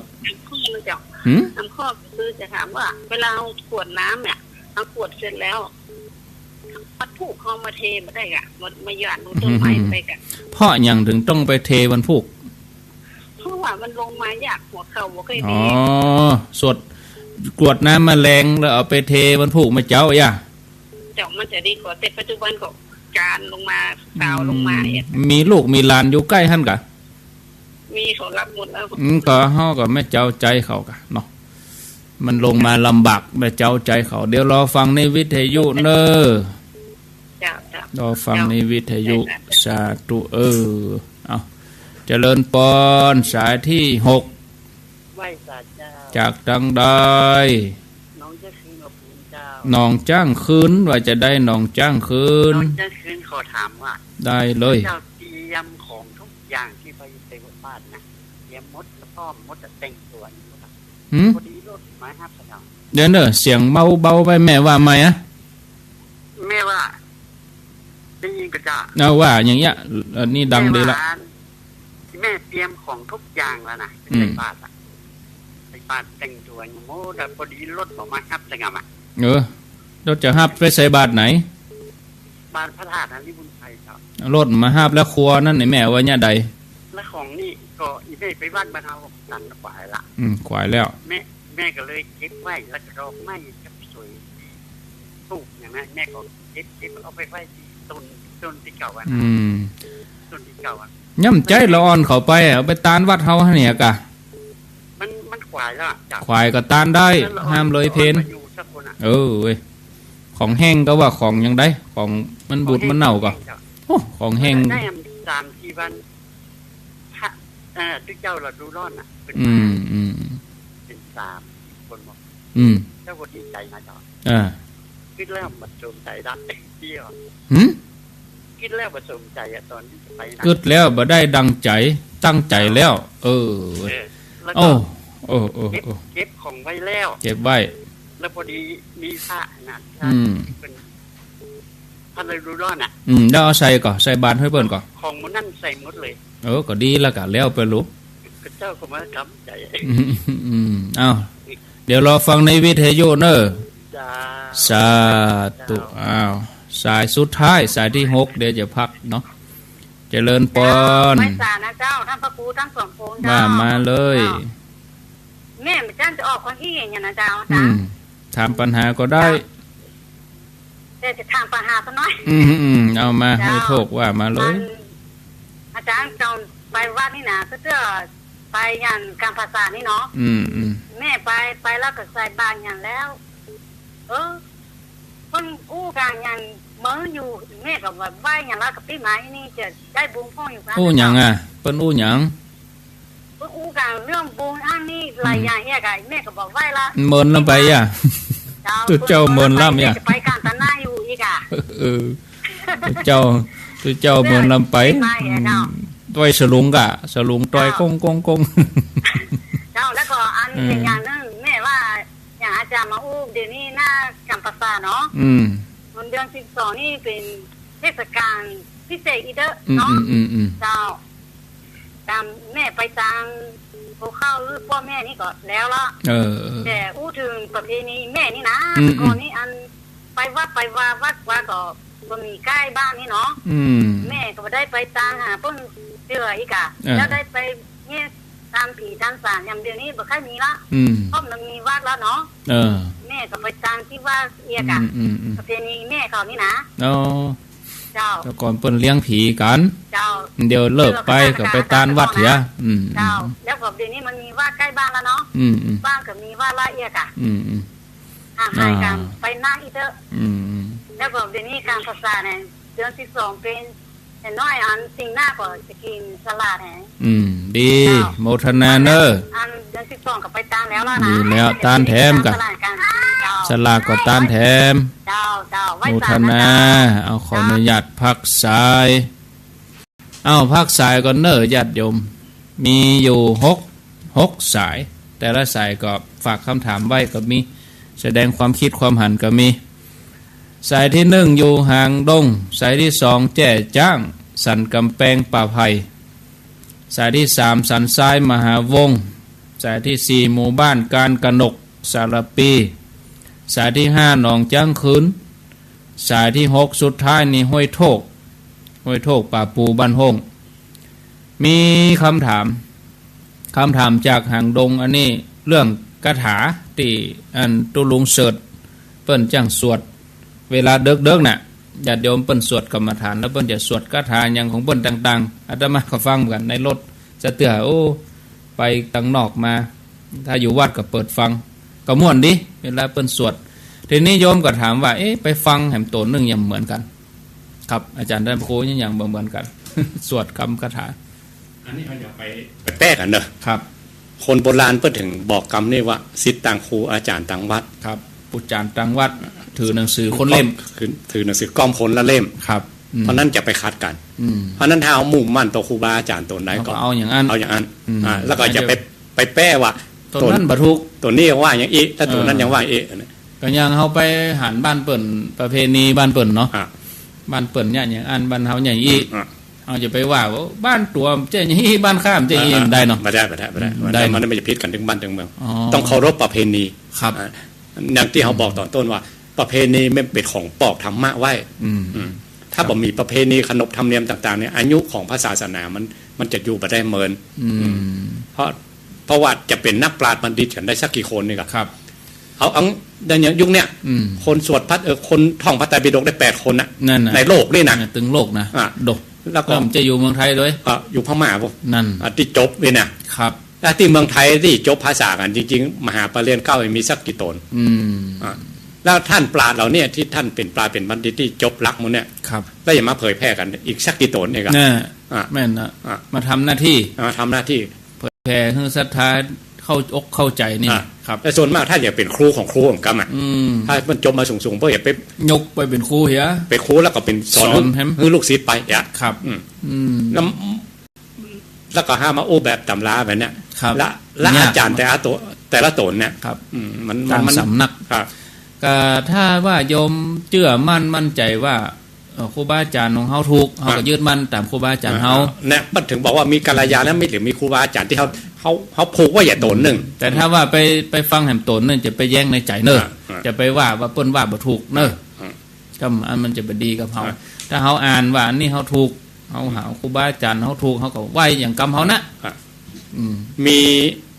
ขอยกตัวอย่างจอมพลฮิตเลอร์ครับเป็นจอมพลที่บุกตะลุยนักล่านั้นนิคมกะของเยอรมันนี่เนาะแปลงนวดขี้เหรอการ์ตูนเนี่ยชอบรอดที่สุดอ่ะตั้งแต่สมัยใดมาแล้วซอเฮาเนี่ยมาเล่นนะไอ้เก่าอีตัวมแล้วก็ท่านนายพลซึ่งเป็นเลขาหรือนายพลใกล้ชิดเนาะไปถามจอมพลฮิตเลอร์ว่าท่านบุกถึงบ้านถึงเมืองทั่วยุโรปหมดน่ะไปรบไหนก็ชาวนะหมดน่ะในปกครองบ้านเมืองอีกทำหน้าที่หลายๆอย่างเนี่ยท่านทำได้อย่างไรครับจอมพลฮิตเลอร์เปิ้ลก็บอกว่าเปิ้ลทำตัวเหมือนกับลิ้นจักลิ้นจักนี่คือตีเขาเอาใส่ครัวนี่มันมีหลายลิ้นจักเปิดใจอันไหนเปิดจักอันนั้นมาใจมันดึงออกมาคนทำกรรมฐานเหมือนกันครับเวลาคนที่เก่งจริงนี่นะเวลาเฮียนอาจารย์ตัวนี้ได้อันไหนเปิ้ลดึงมาเลยเปิ้ลดึงมาแล้วก็ใจอันนี้ขแจไข่เลยไข่ใจอันนี้พอหลังจากนั้นเปิ้ลปิด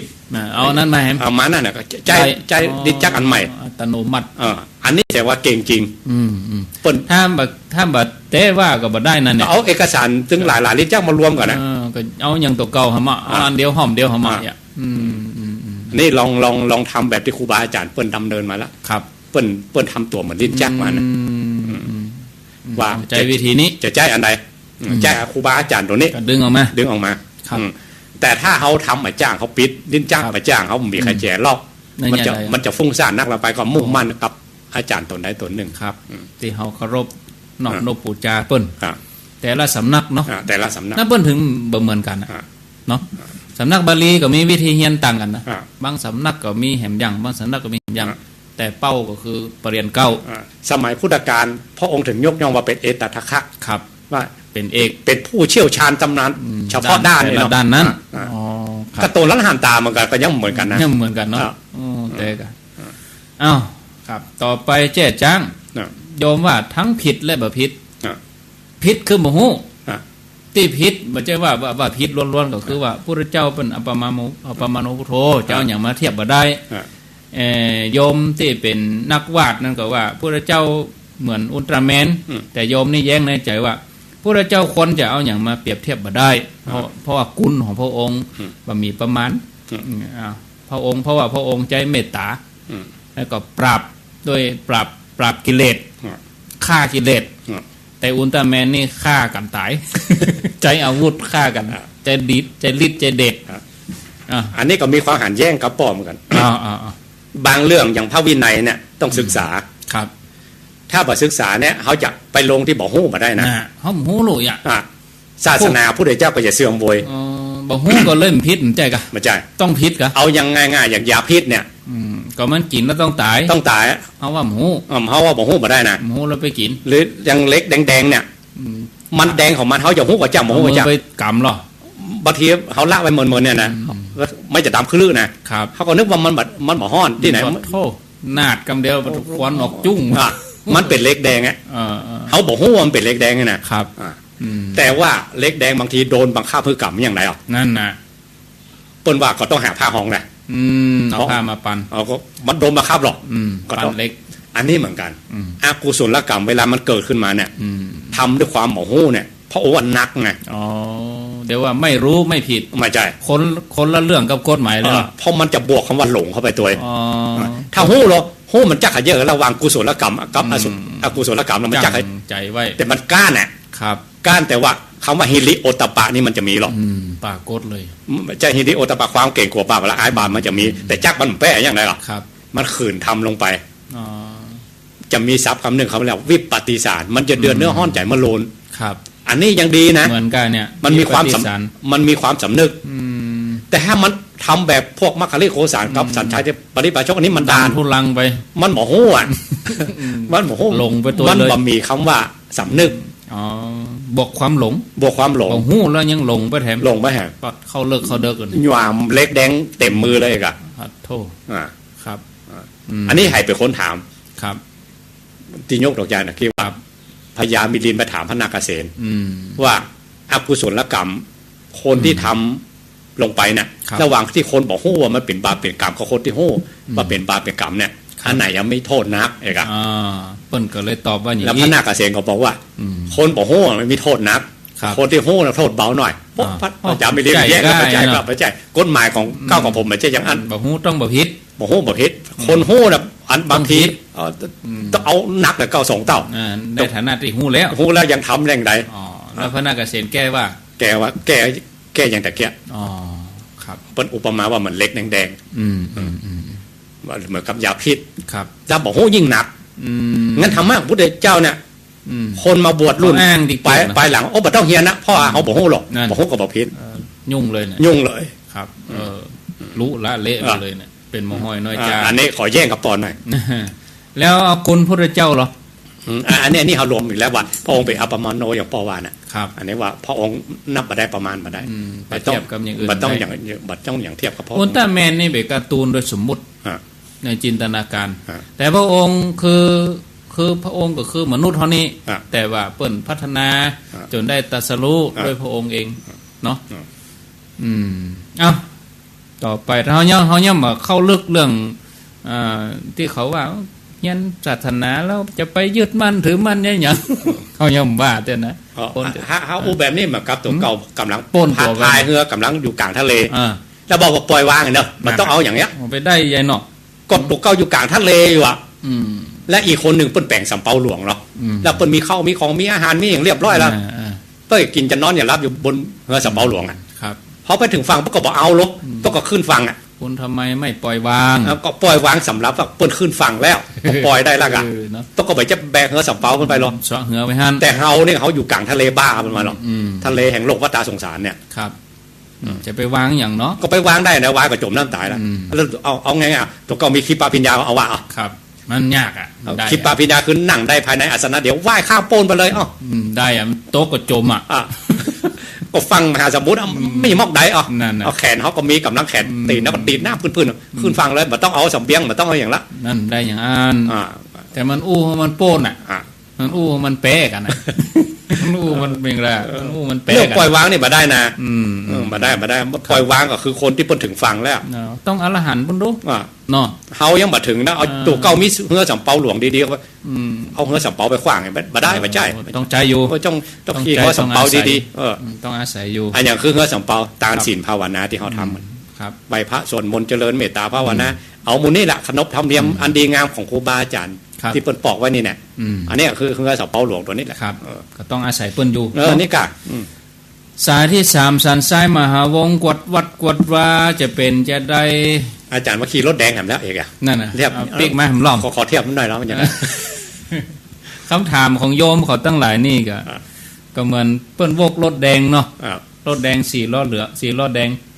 แต่กี้นี่เปิ้นขึ้นประตูเชียงใหม่เฮาเป็นคนขับรถบอกว่าไปไหนเฮาก็บอกว่าโยมมันผู้โดยสารก็ว่าไปกาดหลวงเฮาก็ไปส่งเปิ้นกาดหลวงคนก็ขึ้นกาดหลวงว่าจะไปไหนไปประตูเชียงใหม่เฮาก็ต้องมาส่งประตูเชียงใหม่รอบก็ต้องตอบเป็นได้กวดวัดกวดวากวดว่านี่มีต้นเงื่อนเหมือนกันครับมีต้นเงื่อนว่าพระจุลปันโทจาดก่อนเนี่ยเปิ้นเป็นตู้เจ้าที่เฮียนเก่งนี่เนาะท่องอย่างก็ได้หมดปฏิบัติอย่างก็ได้เนียบเนี่ยหมดสมัยพระเจ้าองค์ก่อนบุญน่ะพอเปิ้นเก่งขนาดเนี่ยเปิ้นก็เลยเหมือนกับพยองหน่อยเนาะพยองว่าอันตัวเก่าเก่งตัวเก่าดีตัวเก่าอันเฮียนมานักเองอะพอมีตู้เจ้าตัวหนึ่งเปิ้นกำลังท่องปฏิโมกข์ก็หัวปึกๆหน่อยเองอะประกอบหัวตัวเหมือนกันนะก็ประกอบกั้นเอานั่นน่ะถ้าตู้เจ้าตนที่เฮียนเก่งเนี่ยก็ไปหันตู้เจ้าที่เปิ้นหัวปึกๆน่ะกำลังท่องก็ไปว่าเพิ่นผมนี่เฮียนเก่งขนาดนี้นะหัวหม้อขนาดนี้ผมยังกั้นไม่ห่ากว่าจะได้อะแล้วท่านนี่จะได้ว่าเนาะโซประมาทแล้วตู้เจ้าตัวนั้นให้แต่เนาะนั่นอันเฮาก็หัวปึกขนาดนี้กั้นเนี่ยขนาดนี้ได้ละเนาะให้บ่ได้ก็บ่เอาละเนาะ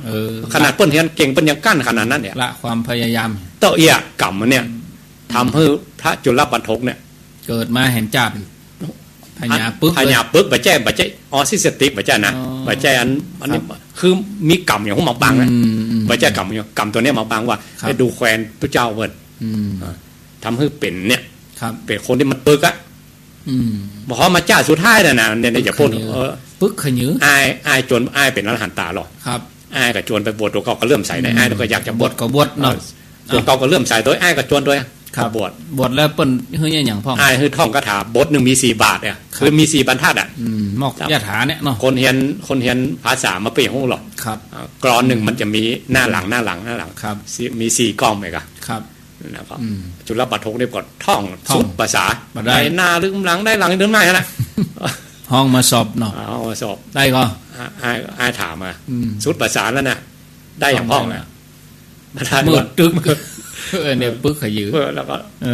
อายก็โอ้ปึกขนาดนี้ก็เสียแก่ปะอยู่ไปก็เสียเวลาก็ถึง3 เดือนบ่ได้เนาะต้องอีบ่ได้เรื่องอื่นเยอะแยะไปไม่ได้นะเลิกเตอเนาะโอ้ตัวเก่าก็เริ่มใส่ในอายตัวอ่ะอายว่าฮืออายว่าน้อยใจก็น้อยใจก็ให้อ่ะให้เลยละเขาบ่อยากซิกด้วยอ่ะแต่ที่ไหนได้เข้าขายพระเจ้าแล้วนั่นพระเจ้ามาเลยพระเจ้าอยู่หน้ากุฏิเปิ้นเตียวผ่านกุฏิพอดีครับให้หยังไงเนาะว่าเดี๋ยวนะเอาเป็นภาษาเล่าสู่กันฟังหน่อยนะครับผมก็ว่าอายไล่ซิกเพราะว่าเฮียนอย่างก็บ่ได้ก็ฮู้ตัวตัวเก่าว่าบ่ได้พญาปึกพระองค์เอาผ้าขาวนี่ไปครับแล้วก็ท่องกรรมเนี่ยที่แม่ว่าเนี่ยสั้นๆเนี่ยกรรมนั้นว่าอาจารย์เขาเล่าวาดด้วยกันกันละโชละหานังละชังละหติท่องไปเรื่อยๆท่องไปเรื่อยละกรรมนี่มาจากไหนย้อนไปถึงญาติก่อนของตอนก่อนที่ตู้เจ้านี่เปิ้นจะรู้ถูกตู้เจ้านี่ตัวก็เคยเป็นพญาเจ้าเมืองสัตว์เด็ดเรียบเมืองไปตรวจดูพระสงฆ์นี่ก่อนขี่ขอจ้างไปแต่มันฮ้อนอากาศมันฮ้อนปรากฏโจกผ้าเช็ดหน้ามาละผ้าเช็ดหน้าเป็นผ้าสีขาวเนาะเขาเช็ดหน้ามันผ้าสีขาวดีๆเนี่ยโดนเหือดเหี่ยดำมันก็ดำขึ้นเลยแหละมันโดนเหือโดนใครเนี่ยหันธรรมะเลยเนาะมันเกิดอันนี้จังมันหันอสุภะเปลี่ยนกายคตาสติขึ้นมาทันทีหันมาเลยแต่ว่าโลกวัฏสงสารที่มันบัดลมเจาะกับแป้งออกมาได้เพราะว่าบะหมี่นายนำหมู่บะหมี่พระพุทธเจ้าเปิ้นฮู้ขึ้นมาเองนะเพราะเกิดสัจธรรมตัวนี้ก็ออกมาได้ออกมาได้แต่มันฝังเข้าไปแล้วนั่นฝังบันทึกไว้แล้วบันทึกว่าเป็นอันนี้จังตัวนี้ว่า กายคตาสติมันเกิดตอนที่ตัวเองเอาผ้ามาเช็ดหน้าเลยส่งผลมาถึงจุลบรรทกมาส่งผลมาถึงว่าเรียนเก่งนะแต่ต่อขึ้นมาหลายจังปึกมาตลอดครับต่อมาเนี่ยพุทธองค์เหมือนกับเป็นมียาแก้เนาะครับพ่อองค์ผ้าขาวไปภาวนาเชื่อมไปถึงพญาเจ้าเมืองเลยเป็นตัวเป็นอรหันตาท่านเลยมโนมยิทธิผ้าเป็นผ้าทิพย์ผ้าอภิญญาพุทธเจ้าหรอกครับผ้านี่มันเศร้าหมองผ้านี่มันสกปรกเนี่ยเนี่ยโยงมาถึงว่าอาจารย์ว่าเวลากวาดวัดเนี่ยคือนึกไปทางนี้คือว่ากวาดมันเที่ยวมันใหม่เหมือนกับเป็นรูปผ้าขาวอย่าไปว่าเป็นบุญจะไปจมไปตั้งผ้าตั้งเลนบนจมพระเน้นเหี้ยหายย้ายยันเอาเดี๋ยวต้องเป็นบุญเกิดเป็นบุญถ้ากวาดตัวนี้เป็นกรรมของพระอรหันตาเป็นกรรมของพุทธเจ้าที่บอกตัวอรหันตาได้เป็นพระอรหันต์เลยนะกรรมกวาดวัดเนี่ยนะไปแน่ได้กวาดไปได้เป็นตัวอรหันตานะแน่เที่ยวศาลาล่างห้องน้ำห้ามไปหรอห้ามไปเนาะครับสาธุอ้าวมาหมู่บ้านกันกนกสารปีมี2คำถามคำถามแรกสวดอย่างปารมี9จันสวดที่บ้านให้ขอกรรมของพระองค์นี้ได้หมดเขาเลือกว่าบทได้เนาะได้หมดอิติปิโสกาบทจินนะบัญชรกาไปถึงบทปุ่นอย่างก็โยมขอจังหวะได้ก็ได้ก็จะมีคำถามบ่อยๆอันนี้ถ้าอู้ตามหลักธรรมอู้ถึงตามหลักธรรมนะว่าเป็นตัวซื่อซื่อเขาไปถึงกุญแก้ว3ประการเขาสวดได้ก็ตึงได้นั่นเอาจะเอาซื่อตัวใดไปอ่ะเขาสวดบ่ได้ก็บ่ได้นะถ้าบ่ได้ก็เพิ่งกมิติลงกลางหนังสือเอากรรมฐานไปอย่าไปอย่างครับการบรรลุธรรมมีตั้ง5อย่างก่อนหรอกมันการเข้าใจธรรมนี่มันไม่ใช่ว่ามีอย่างเดียวแค่สาธยายอ่ะมันมีหลายอย่างฟังก็ได้ปฏิบัติแถมปฏิบัติก็ได้ฟังก็ได้ท่องก็ได้แสดงธรรมแถมเอามาบนมาท่องได้หมดอ่ะอย่างไรก็ได้หมดอ่ะโอ้อนุโมทนาก่อนที่ทำอย่าชักหอมหนึ่งครับเอาแถมคำถามหนึ่งเวลาหยาดน้ำเขาหยาดไปเมื่อแรงเมื่อคืนจะไปลงไปหยาดบนบ้านก็ลงยากแข่งขากับบดีมันมืดมันยังก็เอาไปหยาดไม่เจ้านะคำถามวันนี้นักเขาก็ต้องมีภาชนะดีๆหน่อยเขาก็ต้องมันตอบเขาหยาดแล้วก็มันต่างกรรมต่างวาระหรอกพอหยาดเขาก็ปิดฝาเหี้ยปิดฝาแล้วก็เดี๋ยวหมดเดี๋ยวแมงจะกิมตกลงใส่กันยุ่งเดี๋ยวใจเศร้าหมองใช่มองกันต้องปิดฝาที่เขาประโยชน์ประหยัดในปัจจุบันเพราะว่ากลัวซัดกลัวแมงเห็ดลงไปนะมันหายไปเลยมันหายไปเลยแต่ถ้าเก็บไว้ต้องปิดฝาดีๆวัดผู้เป็นเจ้าเขาก็ไปฝากแม่ธรณีของผู้หยาดลงดินครับเป็นยังเนาะมีต้นแบบหรอกที่หยาดลงดินเพราะว่าโพธิสัตว์เจ้าปัญญาลงดินแม่ธรณีมาเป็นพยานรับทราบในการกินการทานในการทำบุญอีกเนาะคนที่ปัญญาเป็นถึงจริงๆเนี่ยเขาแนมหยาดลงไปดินมันแนมมันโดนดินมันสั่นสะเทือนเลยมันสั่นสะเทือนหรือมันเชื่อมไปถึงน้ำนี่เป็นไปต่อหมดเนาะดินน้ำลมไฟมันเชื่อมกันครับได้เนอะโยมเนอะเป็นยังหยาดไปเตอะยังก็ยังมีคำถามเมย์ไปไหนไหมหยาดบนบ้านได้ก็หยาดบนเตินได้ก็หยาดตีนอนการตอบเพื่อมันลดไปเลยเอาลงสุดท้ายว่าของคือลงดินจะหยาดลงแต่แห้มลงกระโถนสมมุติบัญญัติก็ต้องสมมุติบัญญัตินะเห็นหน่อยอย่างหน่อยเนาะเอาที่เขาขึ้นรถแดงกันมาขึ้นรถแดงเนาะมาส่งประตูเจ้าแม่แหมหล่ออาจารย์ว่ากระโถนกับปิ่นโตนี่ภาชนะอย่างเดียวครับไม่ใช่ปิ่นโตสแตนเลสมันเป็นเหมือนเดียวกันมันเป็นเล็กเหมือนกันแล้วเคลือบสีก็เหมือนเดียวกันแล้วก็แต่มันต่างกันในลักษณะปิ่นโตกับโตแบบบะเกานะกับกระโถนนี่มันเหมือนกันหรอกครับสมมติว่าออกจากโรงงานใหม่ไม่เซ้งเลยล่ะไม่ได้พันอย่างสักอย่างพอมาถึงเขาก็คัดล่างอย่างดีครับแล้วเอามาใส่ก๋วยเตี๋ยวเอาขาดคิตเตอร์ใส่ปิ่นโตแล้วก็กระโถนนั่นมาใส่ก๋วยเตี๋ยวเอาเดี๋ยวใส่ข้าวตักเข้าเพราะมันสะอาดหรอกมันออกจากโรงงานใหม่แล้วมาตั้งกลางจูก็กลางหมู่กลางจุ่มแล้วมีแขกมาเอากระโถนมาทุยเนี่ยได้จะเปิงแล้วก็ตักเข้าใส่กระโถนเนี่ยครับมันเหมาะเนาะแล้วอันนี้เขาถูกก็ถูกมัดสะอาดแล้วก็ถูกนะกะถูกสุขอนามัยแต่มันแบบถูกสมมุติของโลกเปิ้นขวางโลกอ่ะแม่นก็เปิ้นสมมุติกันอย่างเงี้ยปิ่นโตเปิ้นเฮือใส่ข้าวกระโถนเฮือใส่น้ำลายใส่เสมหะเอาสุดตัวอย่างนี้สุมาเลยจะไปว่ากันยามเนาะสุดตัวดินกีเนี่ยเขาไปก่อเป็นส้วมนะครับก็เอาไปใส่ส้วมจะว่ายามเนาะเขาไปนั่งขี้ใส่เลยเพราะเขาก่อเป็นส้วมแล้วหรอกครับ ดินกี่อันเดียวจากโรงงานเดียวกันนะปั้นเดียวกันเอาไปก่อพุทธรูปไว้พอไก่ไปพุทธไหว้เลยนั่นใจซื่อถึงพุทธเจ้าเลยคนละอย่างก็ดินกี่อย่างเดียวกันอันเดียวกันนะอันนี้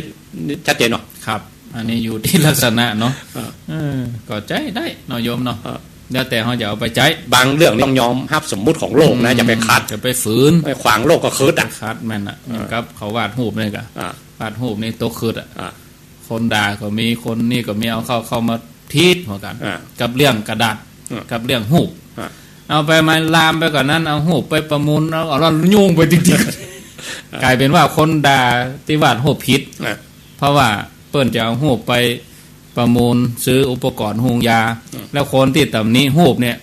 เป็นว่าประหารตัวครับเอาหูบไปประมูลไปฮือหุงยามันคนละเรื่องเลยเนาะเอาปะปนกัน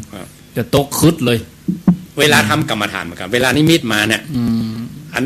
พูดว่าอุปมาเหมือนกับจ้างมันแยงงวงมาหน่อยจะไปต่อให้มันเป็นงวงเป็นง่าเป็นตัวเอายากแล้วออกยากแล้วไม่ปิดจ้างถึงตัวหรอกเป็นปุ๊กพอมันแค่แยงงวงมาในตัดเลยกำหนดทิ้งเลยเพราะว่าพอมันตัวใหญ่ขึ้นมาเอามันแป้ครับอันนี้เหมือนกันฮะมันไม่ได้ดับแต่เหตุเอามันแป้แล้วมันเป็นตัวใหญ่เป็นจ้างไปละมันได้ละถ้าดับแต่เหตุก็คือก่อนที่จะเอาออกมาเผยแพร่ก่อนจะเอาไปแสดงนิทรรศการมอกแย่มันก็ดับห้างกระจบแล้วครูบาอาจารย์ตรวจเห็นหน่อยโอ้เบาแล้วอันนี้มันจะทำให้สังคมเดือดร้อนกันเก็บไว้ก่อนถามว่าเธอภูมิใจก็ไว้ในห้องเธอท่านเนาะเธอจะพอจะยังชื่นชมผลงานติดเพดานในแผ่นติดข้างฝายแผ่นขอโทษเนาะติดบนหัวแผ่นติดไปตีในแผ่นก็แล้วได้เถอะพอคนเดียวเท่านั้นแต่เมื่อใดเอาออกสู่สังคมเธอต้องยอมรับในการวิพากษ์วิจารณ์ตัวนี้เนาะอันนี้เป็นเทียบไว้อีกอย่างนึงว่าถ้าอันอย่างที่ออกสู่สาธารณชนเนี่ยต้องมีก้อนหินกับดอกไม้สองอย่างมาด้วยกันชื่นชมและโลกปึ้นเปลี่ยนเขาอย่าไปปฏิเสธนะต้องเป็นอย่างนี้ต้องเป็นอย่างนี้แสดงว่าดีกับผลงานของเธอถูกโฆษณาโดยเธอต้องได้เสี่ยงค่าโฆษณามีถ้าโดนบ่เห็นก็ต้องมีดอกไม้ถ้ามีดอกไม้ก็โดนบ่เห็นด้วยอ๋อครับ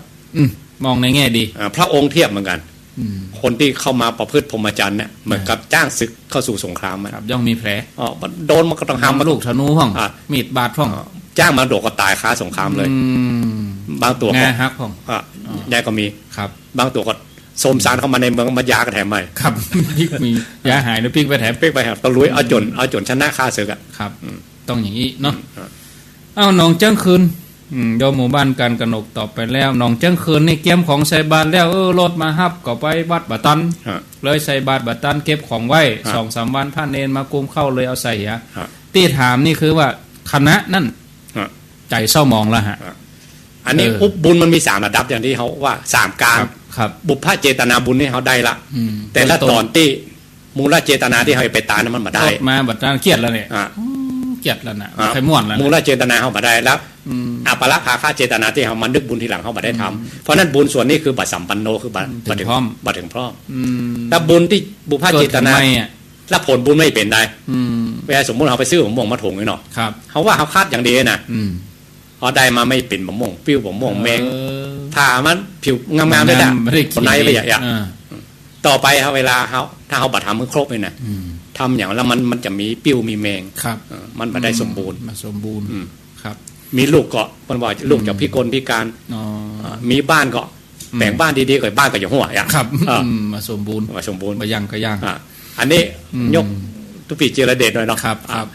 ไปโอ้มาอันปนแบ่งสาราจตุรมุขครับปกโอ้อันสาราหัวนะมันสาราหัวผมก็ดีนะเพราะว่าสาราจตุรมุขเนี่ยแปลงที่ไหนก็จ้างมันต้องหัวเขาได้แปลงได้ซ่อมเขาได้ซ่อมเขาได้แก้ปัญหาหรอกหูจุดหรอหูจุดที่บอกหัวนี่บอกเคยมีที่ถ้าแปลงสาราจตุรมุขน่ะพอฝนตกมันตึงอย่างหัวแล้วก็จะพอมันต้องไปแก้ปัญญาไม่เกิดตอนนั้นอันนี้เหมือนกันคำว่าสัมปันโนของแม่นี่บะหมี่เนี่ยถ้าเขาบัตรทำต่อนะต่อไปเขาก็ต้องทำถ้าเขาบัตรทำต่อถ้าเขาทำแค่นี้เมื่อมีบุพเพเจตนาบุญละบุญเขาบัตรต่อถึงที่สุดเนี่ยถ้าต่อไปได้อย่างมันจะมีปิ้วมีแมงมาดูก็ปิกมาก็เอามาใส่บาตรอยู่ล้อโยมก็กึศถึงตอนบุญที่ใส่บาตรท่านก็จะไปเอาตัวเล็กๆน้อยๆมาเป็นตัวแป้อย่างเนาะมันบอกคุ้มค่ากับปัจจัยที่โยมเตรียมเขาบุพเพเจตนาเขาไม่เต็มเปี่ยมทำกับเขาถึงที่สุดอย่า เจตนาตั้งใจเต็มที่แล้วเอาเพียงแค่รถมาฮับบัตันก็จะไม่มีมีเกียรติเงินบาทหนึ่งก็มีค่านะแค่และน้อยเดียวเขาก็ไปต้านวันอื่นเพิ่นตั้งใจจะไปวัดหลวงแต่รถไปวัดหลวงบัตันก็เลยต้านวัดเล็กเนาะวัดเฮาก็มีพระวัดเฮาก็มีต้านก็ว่าพระเน้นวัดเฮาหั่นเอาแม้แต่ยังเข้าเหมือนกับผมว่าแล้วบาททุกเจ้าจะเติมกันนะผมว่าผมเป็นลูกเจ้านานผมรู้ว่าการเดินทางของเขานี่มันยาวนานเส้นทางเปิ้นเส้นทางของมันกว่าจะเป็นเข้านี่นะตั้งแต่เอาเข้าไปแป่งเข้าเจื้อไปแจ่ไปวานตะก้าแล้วทำแบบโบราณไม่จะทำแบบสมัยใหม่ตัดหางตะก้ามัดแล้วก็หาบแล้วก็ไถก้าวเติกหลายขั้นตอนแล้วก็ไปปลูกเนี่ยปลูกแล้วก็เฝ้าดูกันเหมือนจะไปปลูกวันนี้ไม่เอางงมาปลูกไปยังนะไปยื้อไปคอใจคางน้ำเข้านาพ่องง่ายๆเยอะพ่องเนาะสปะก่อยเป็นงวงขึ้นมานะครับไม่กะเกี่ยวไม่ได้ก็ต้องนาดคนเหมือนกันนะลงแข่งกันหรอกเอาเมื่อกันนะไปถึงปุ๊บเข้าอุ่นเนี่ยสถาใส่มาแล้วอ่ะครับเขาโจงเขาในบาทเป็นของเขาแล้วนะกำนันเนาะเนี่ยอันเขานึกว่าเข้ามาจากไหนเข้ามาจากเข้าอุ่นที่สถาใส่บาทนึกว่ามาจากไหใจเนาะ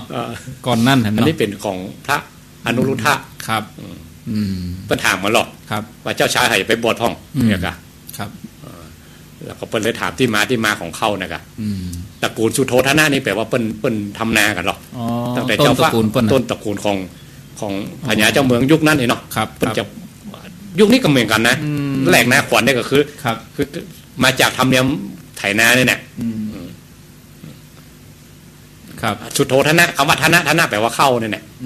และการเดินทางของเข้าเนี่ยมันยาวนานมากเลยครับเพราะเนี่ยเขาจะไปดูถูกเรื่องเข้าเรื่องแน่ของศรัทธาที่เป็นยกขึ้นหัวเป็นตาเขาเนาะอันนี้แม่เหมือนกันเขาจะตาตึงเตื่อเขายกขึ้นเก้าขึ้นหัวละแล้วก็สตางค์แต่ละบาทแต่อย่างที่เขามาเปลี่ยนมาเป็นบุญเนี่ยมันยาวนานกว่ามันจะได้มาแต่จุดๆมูลเจตนาเขาไปตัดก้อมอย่างเงี้ยได้เนาะคือมันสมกับบุพเจตนาที่เขาตั้งใจมาแล้วตั้งใจไว้แล้วเอาละอันนี้อยู่ห้วยโทกไปวัดตั้งใจไปใส่บาตรแล้วก็เปิ่นอู้เมินเนี่ยก็เลยเปิดปิกไปก่อนอันนี้เตือนใจทุกเจ้าเขาเหมือนกันเตือนใจพ่อหลวงแต่ละบ้านจะทามาคนมันใจมันเหมือนกันหรอกนั่นน่ะจะไปเอาเมินเขาเช่นบางทีพ่อหลวงก็ถือโอกาสถือโอกาสว่าเดี๋ยวเจิญปุจจานอู้แถมอบตอู้แถมตุเจ้าอู้ปนสุดท้ายตะวันก็เคลื่อนมามากถ้าพ่อหลวงเนี่ยจริงเขาห้องประชุมลูกบ้านห้ามเรื่องกันเอาแหมย่างกับก็ว่าของเรื่องบ้านเรื่องก็ว่าไปกันจูงานทุกเจ้าอันนี้ทุกเจ้าก็จะอู้กับวัดอู้เรื่องวัดเวลาเลยเลื่อมกันงานบุญบ้านเขาก็มีพระอาจารย์กรรมการก็อยากจะแจ้งเรื่องจะจัดการจัดงานไงได้ให้ประชุมมันมีใครมาหมดเรียกประชุมผมมีใครมาก็เลยอาศัยเมื่อเจ้านะกะแต่ทาก็เลยเตียวออกกับคน2 คนเนี่ยมันเตือนใจเขาเหมือนกันนะเขาไปบอกว่าอย่างกับสมมานะแล้วแต่เขาเนี่ยแล้วแต่ตู้หลวงเนี่ยมันมาได้นะมันมีเหมือนกันหรออันนี้เปิ้นแย่งมาแล้วแบบเนี้ยมันก็เป็นยังก็แม่ก็ได้บุญตั้งแต่ลูกนึงเข้าแล้วเนาะถ้าศัพท์ธรรมะเนี่ยว่ามีต้นเงื่อนแล้วเนาะครับมีต้นเงื่อนได้บุญตั้งแต่ลูกนึงเข้ามันที่การเขามีก็มีเหมือนกันเทียบกับไหลหาญาติโยมหน้าลำไยเนี่ยผมแบบสัมโมแล้วใส่บาตรแล้วสักปีไปสัมโมะหน้าลำไยนี่มีสัมโมแล้วก็บางคนก็เฮ้ยเปิ่นมาใส่บาตรเหรอใส่บาตรแล้วก็เฮ้ยเปิ่นปิกผู้จัดการเนี่ยครับใส่บาตรแล้วก็ปิกเตอร์สถาถึงมาใส่กุศิลอยู่แล้วอาตมาเฮียนมานักอาตมาอยากจะเทศชัดกันเนี่ยห้ามตั้งแต่สาธโวป่ะเนาะณบัดนี่ตาเนาะมืนตามาอันนี้ตุลุงทองสมัยอันนี้ตุลุงทองเปิ้นว่าไว้เป็นต้นแบบไปแล้วทำไปเรื่องตันเรื่องเสาวันนึงรับตาด้วยใหญ่รับตาด้วยมืนตาเลยก็ผู้จัดอันนี้มันจะมีจริงบ่มีจริงเพราะแต่ตุลุงเปิ้นทำแบบไว้เพราะว่าเตือนใจคนรุ่นหลังเนี่ยแสดงว่าเปิ้นผ่านมาเนาะตุลุงท่านผู้เฒ่าท่านเปิ้นประสบการณ์มันมีครับเอาละครั้งแถม12 นาทีแปลงศาลาอีนะที่สาธารณะลองกึดอย่างพระฤาษีเนี่ยญาติก่อนพระกระพรมนี่เป็นฤาษีนะ ในถิ่นนั้นเป็นถิ่นที่บ่มีน้ำกินเปิ้นก็อธิษฐานโดยฤทธิ์น้ำก็ออกมา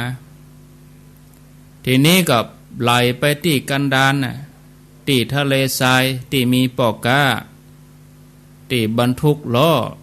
บรรทุกเกวียนอยู่500 เล่มหมูงัวทั้งหลายก็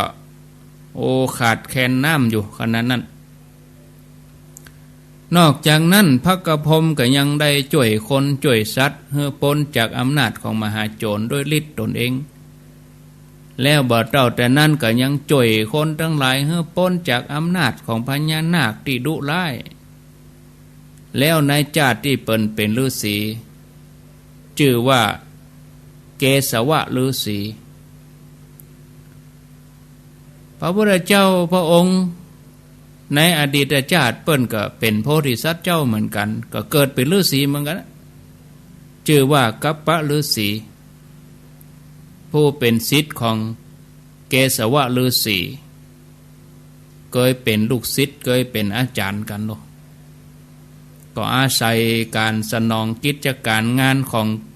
เกสวะฤาษีเนี่ยพระองค์ก็ว่าดูก่อนพระกระพรหมเฮาย่อมฮู้อายุของท่านอายุของท่านก็บ่ได้ยืนยาวนานอันยังท่านยังต้องมีการจุติต้องมีการปฏิสนธิอายุของท่านบ่ได้นักอย่างที่กึดเน้อหมู่พรหมทั้งหลายก็อัศจรรย์ใจที่หันพุทธานุภาพของพระพุทธเจ้าปากันชมเชยสรรเสริญพุทธองค์แล้วก็ยอมรับนับถือพระพุทธเจ้าว่าพระพุทธเจ้านี่เป็นเลิศที่สุดประเสริฐที่สุดบ่มีไผยิ่งกว่านี้บ่มีแล้วขณะนั้นมารหันว่าหมู่พรหมจะล่วงวิสัยตัวเก่าจากก้านพระพุทธเจ้ามารก็เข้าไปสิงพรหมปริสัชชาเป็นพรหมแห่งตนหนึ่งแล้วก็บอกว่าห้ามพระพุทธเจ้าดูก่อนสมณะเมื่อท่านหู้อย่างอี้ก็อย่าแนะนำอย่าสั่งสอนอย่าแสดงธรรมแก่สาวกหรือบรรพชิตทั้งหลายเจิญท่านเป็นผู้ที่ขวนขวายน้อยเถิดอย่าได้เที่ยวสั่งสอนสัตว์เลยเจิญท่านเป็นผู้มักน้อยตามความปรารถนาประกอบอยู่สบายในจาตินี้เพราะการเบาอู้เป็นความดีท่านอย่าได้สั่งสอนสัตว์เลยพระพุทธเจ้าพระองค์ก็ตรัสว่าดูก่อนมารเฮาฮู้จักเล่ห์ของท่านแล้วท่านอย่าคิดว่าเฮาบ่ฮู้ท่านเป็นผู้ที่บ่มีจิตอนุเคราะห์เกื้อกูลก็เลยห้ามเฮาบ่ให้แสดงธรรมสั่งสอนผู้อื่นให้ได้ตรัสรู้ฮู้ตามเพราะเกรงว่าจะล่วงอำนาจของท่านไปเฮาชื่อว่าตถาคตเป็นพระพุทธเจ้าเมื่อแนะนำแสดงธรรมแก่สาวกก็จะยกจิตยกใจต้องแนะนำแสดงธรรมตามที่เฮาฮู้มาพระกระพรหมได้ฟังเรื่องที่พระองค์ตรัสถึงอดีตตัวเก่าก็ย้อนหลังระลึกชาติตามที่พระองค์ทรงเล่าให้ฟังแล้วพระกระพรหมก็สรรเสริญพระพุทธเจ้าว่าพระพุทธเจ้าเนี่ยมีอานุภาพนักแต่รู้เป็นผู้เสด็จมาดีทำให้พรหมโลกบัดนี้เปล่งแจ้งด้วยแสงธรรมก็เลยยอมละความหันผิดที่มีมาแต่เดิมได้พระกระพรหมก็ยอมพระพุทธเจ้าท่านผู้ฟังญาติโยมทั้งหลายจะหันว่าการที่พระองค์ทรงทำให้พระกระพรหมละความหันผิดนับว่าเป็นชัยชนะของพระพุทธเจ้าที่สำคัญอย่างหนึ่งซึ่งก็เนี่ยคือหมู่เฮาทั้งหลายได้ฮู้ว่าพรหมโลกบ่ใจเป็นที่ยั่งยืนแน่นอนยังบ่ใจเป็นที่เยี่ยมยอดเตื้อซึ่งพระนิพพานเป็นที่แน่นอนเยี่ยมยอดกว่าพระองค์ทรงเป็นครูของมนุษย์และเทวดาทั้งหลายแม้กระทั่งพรหมอรูปพรหมหมู่สัตว์ทั้งหลายในกามาวจรภูมิถึงหมด ไม่มีภัยยิ่งใหญ่กว่าพระพุทธเจ้าเพราะว่าเป็นผู้ที่สามารถสั่งสอนสัตว์โลกทั้งหลายฝึกบุคคลที่ควรฝึกขอให้ศรัทธาญาติโยมจะไปมัวเมาเสียเวลาไปเสาะแสวงหาครูบาอาจารย์ในการที่จะเสาะหาที่เบิ่งประพฤติปฏิบัติเฮาปฏิบัติตามแนวทางพระพุทธศาสนาก็แสดงว่าเฮาเดินทางมาถูกต้องแล้วมุ่งหน้าเตี้ยวตามหอยที่พระพุทธเจ้าได้ปฏิบัติพระพุทธองค์ได้แปลงไว้ได้จี้จ้องบอกทางสักวันหนึ่งเฮาทั้งหลายจะมีจุดหมายปลายทางแล้วก็ไปถึงเพราะบัดเดี๋ยวนี้เฮามีแผนที่แล้วแผนที่ในการดำเนินชีวิตศรัทธาญาติโยมก็จะเล่าเรื่องให้ฟังเนาะเรื่องการเดินทางของชีวิตเฮาเนี่ยเมื่อเฮามีแผนที่ก็คืออันยังก็คือทานศีลภาวนาศีลสมาธิปัญญาศีลห้านี่ก็เป็นแผนที่ที่จะนำพาเฮาเดินทางย่นระยะในวัฏสงสารนี่บ่ต้องยาวไกลอย่างน้อยญาติโยมทำปัจจุบันให้เป็นเหตุเป็นปัจจัยอย่างวันนี้เฮาทำดีถึงวันพุธเฮาจะเกิดความภูมิใจแต่ว่านี่เฮาทำความดีวันนี้เฮาก็ภูมิใจในเรื่องที่เฮาทำแต่ว่าเดือนแล้วเฮาทำความดีตลอดพรรษา3 เดือนที่ผ่านมาเฮาทำความดีเฮาประพฤติปฏิบัติเฮาก็จะภูมิใจในตัวเองว่าเฮาทำดีอันนี้แหละแผนที่จะเล่าเรื่องให้ฟังญาติโยมเมินมาแล้วมีปัญญาเจ้าเมืองเป็นผู้ที่บอกกับคนขี่ม้าของปัญญาเจ้าเมืองว่าถ้าเขาสามารถขี่ม้าไปครองพื้นที่ได้นักต่อใดเนี่ยปัญญาเจ้าเมืองจะยกที่ดินให้หมดขี่ม้าไปนะข้าได้ตีต่อใดขี่ม้าไปได้กี่กิโลได้กี่ไห่ได้กี่ต่อใดก็ขี่ไปเลยจะยกแผ่นดินเฮ้เนี่ยคนขี่ม้านี่ก็ขึ้นขี่ม้าเนาะแล้วก็ควบม้าไปวิ่งอย่างรวดเร็วเพื่อจะได้ตีดินนักเอามาครอบครองเฮ้ได้นักเท่าที่จะทำได้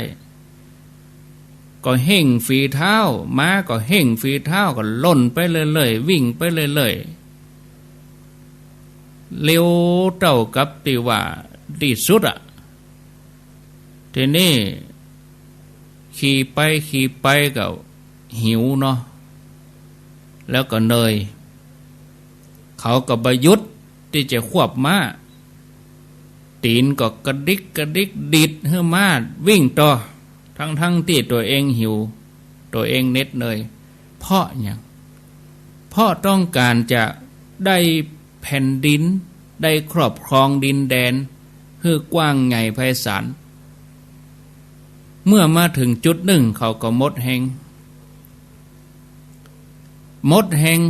เพราะว่าบ่ได้กินอะไรอย่างใจมุ่งไปที่ว่าใครได้แผ่นดินเนี่ยก็เลยถามตัวเก่าว่าเนี่ยอย่างเฮาถึงมากดดันตัวเก่าอย่างนักเพื่อให้ได้แผ่นดินตอนนี้เฮาหิวเฮากำลังจะตายเฮาไม่ได้ต้องการแผ่นดินเฮาเพียงต้องการ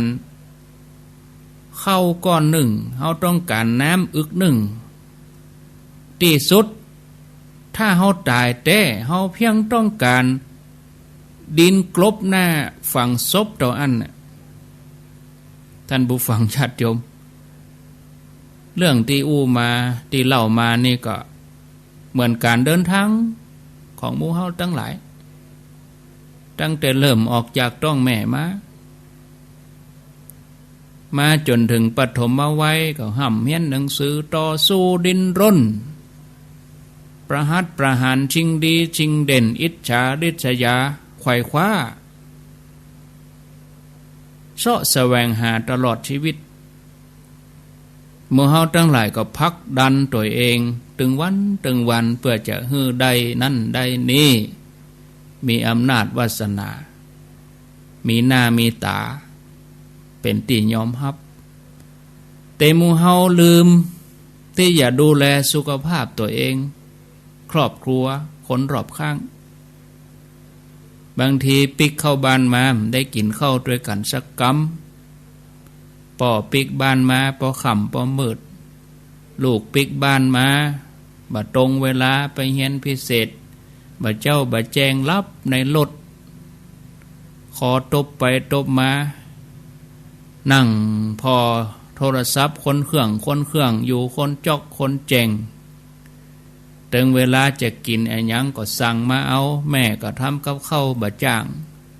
ห้องครัวก็แปลงไว้เอาไว้โชว์บ่ได้เตาแก๊สบ่เคยเปิดเพราะว่าสั่งร้านมาส่งฮื้อเฮาบ่มีเวลาแม้แต่จะฮื้อกับตัวเองเฮาไปชื่นชมสิ่งที่สวยงามที่อยู่รอบตัวแม้กระทั่งการบ้านการจองงานที่เฮาฮัก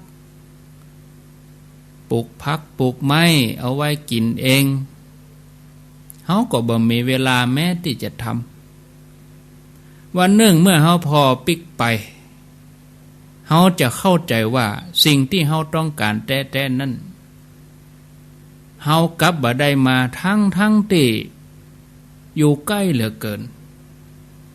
แต่สิ่งที่เฮาขวัญขวายเฮาไขว่คว้ากลับบ่ได้มาบ่ได้ฮื้ออันหยังกับชีวิตเฮาเลยแต่เมื่อเฮามาถึงตอนนี้เฮาก็บ่สามารถจะย้อนเวลาปิกไปได้แล้วญาติโยมเฮามาทบทวนเฮาปิกไปกับสิ่งที่เฮาพลาดไปในชีวิตเฮาได้สนใจเรื่องบุญเรื่องกุศลเรื่องบาปบุญคุณโทษเรื่องสวรรค์นรกเฮาได้ใส่ใจตัวนี้นะสิ่งหมู่นี้บ่ใช่เรื่องการสร้างเงินสร้างทองสร้างงานสร้างรายได้สร้างอำนาจหรือว่าการยอมรับในสังคมชีวิตของเฮานั่นนับวันไปมันก็จะมีแต่ความเสื่อมความรู้ถามว่างานเป็นสิ่งสำคัญก็สำคัญอยู่งานเป็นสิ่งสำคัญที่ทำให้เฮาได้สนุกสนานความพอใจในการทำงานแต่ชีวิตความสมดุลเวลาครอบครัวอันเนี้ยศรัทธาญาติโยมเพื่อตัดสินใจว่าเขาจะสร้างความสมดุลอย่างใดกำหนดลำดับความสำคัญของเฮาพิจารณาแต่ละวันพิจารณาทบทวนเฮาก็จะฮู้ด้วยสัญชาตญาณด้วยตัวเองแต่ถ้าเฮายังบ่ฮู้เตื้อญาติโยมก็ถามว่าความสุขคืออันหยังความสุขความหมายจุดหมายศรัทธาญาติโยมทำได้ด้วยตัวเองเนาะชีวิตเนี่ยมันแสนสั้นนะญาติโยมคือใจชีวิตอย่างสมดุลเนาะพอสิ่งที่เฮากึดเปิ้นจะกลายเป็นกำอู้พอกำอู้ของเฮาเปิ้นก็จะกลายเป็นการกระทำพอการกระทำก็จะกลายเป็นนิสัยติดตัวพอนิสัยที่ติดตัวก็จะกลายเป็นบุคลิกกับวงเล็บว่าสันดานขอโทษเฮาพอบุคลิกของเฮาก็จะกลายเป็นโชคชะตาแต่สิ่งที่สำคัญที่สุดทุกสิ่งอย่างที่ว่ามาเฮากำหนดได้ด้วยตัวเองท่านผู้ฟังญาติโยมเนาะอันนี้ก็ฝากไว้สำหรับสาธุชนคนดีทั้งหลายพอเวลาแล้ว3:38 นาทีก็คงจะพอดีกับเวลาวันนี้อยู่กันชั่วโมงเดียวที่ FM 96.0 ส่วนญาติโยมที่จะฟังต่อก็มีเรื่องราวสาระดีๆจะนำเสนอญาติโยมถ้าจบ96แล้วก็ไปรอท่ากันที่104.5ท่านผู้ฟังที่ฟังทั้ง100.25เมืองฝางก็อยู่กันไปจนถึงเวลา6:18 นาฬิกาแต่เจ้าก็อยู่กันเนาะเวลาตี3แต่เจ้าก็อยู่กันเวลาตี3 FM 96นี่อยู่ด้วยกันตี3ถึง5โมงต่อด้วย5โมงก็ถึง7โมงเนี่ยก็ตะกี้นี่บ่ได้เนี่ยญาติโยมนาฬิกาก็เลขเดียวกันแต่คนละเวลาตัวเลขก็ตัวเลข3แต่ตอนบ่ายนี้เฮานิยมว่า15นาฬิกาแม่เจ้าเฮาก็ห้องว่าตี3อย่านะตะกี้นี่บ่ได้ห้องลูกเนาะแม่เดือนนี่ก็เดจะดีเสาะเข้าแรงแล้วก็พ่อแม่ศรัทธาเนาะเอาไผจะอู้จะจ๋าเจริญปอนเข้ามา0998366322เจริญปอนภาษาเจ้าจากดังใดจากลองวัวแดงเจ้าลองวัวแดงสันกำแพงครึ่งวันแล้วแต่ว่ามาได้โรมาเจ้าโอ้วันนี้ข้อคิดดีขนาดเลยเจ้าเสาะหาตัวเก่าป้าล่าแผนที่อ่ะเจ้าเพิ่งนัดมาปูว่าเจ้าเหมือนทุกอย่างเลยขี่ม้าจะไปเอาแผ่นดินอ่ะเจ้าภาษาได้เจ้าเป็นกำลังใจเจ้าโอทนาเจ้าเจริญปอนอาจารย์เจ้าท่านพระครูจากดังใดจากบ้านเจคอนตำบลถุงพึ่งเลยเจ้าเพื่อเจโฮมเจ้าโอ้เจโฮมนี่ฟังขึ้นยังฮะฟังขึ้นยังขึ้น96เจ้า96ลำปางหนาเนาะเจ้าหนาวแล้วก็ลำปางมีคำถามเจ้าถามมาเลยอยากถามว่าถ้าเขาสวดมนต์นี่ว่ากำไว้พ่อแม่ก่อนก็ว่าจะไว้พระพุทธพระธรรมพระสงฆ์ก่อนกะเอานะโมก่อนอรหังสัมมาก่อนเจ้านี่คนเฒ่าเป็นบอกเขาเจ้าว่าเอาพระเจ้าในบ้านก่อนกะอ่านคนละอย่างเอาใจคนละอย่างเอาใจคนละกรณีเจ้าก็เลยว่าพุทธะคุณนั่งธรรมะคุณนั่งก่อนกันเลยก่อนน่ะมาตาคุณนั่งอาจริยะคุณนั่งน่ะก็ปก็เลี้ยงไปตามนั่นอย่าไปเอานอกแบบกะแบบเปิ้นมาอย่างอันแล้วลูกพุทธะคุณนั่งธรรมะคุณนั่งสังฆะคุณนั่งมาตาปิตาคุณนั่งอาจริยะคุณนั่งอย่าเจ้าแล้วก็ก่อยมาไว้พระรัตนตรัยแล้วก็ไว้พระเจ้าไว้พระรัตนตรัยเหี่ยก่อนเจ้าโมทนาขอบคุณจัดนักเจ้าไว้เจ้าแบบเปิ้นมีอย่างอันจะเป็นนอกแบบอย่างเจริญปอนเป็นสาเจ้าค่ะจากดังใดหนองหอยแม่อ้อนเจ้าอำเภอแม่อ้อนเนาะเจ้าฟังเจ้าแต่ว่าไม่ได้โทรมาแล้วตั้งเปิ้นเจ้าฟังช่วงได้มาเจ้าก็ว่าแมลงเจ้าก็แมลงเจ้าก็ไปกาดแมลงก็ไปกาดเจ้าแม่เจ้าก็ฟังกะเจ้าไหว้ท่านโดยท่านพระครูไปก็เจ้าแต่ไปกาดตัววิทยุไปตัวเนาะเจ้าเปิดวิทยุในโน่นเจ้าเข้าท่ากาเมาะแบบพลาดท่านพระครูนะเจ้ายินดีเนอะโทรมาเตือนแหลกเจ้ายินดีมันฟังกันไปไม่สาเจ้า3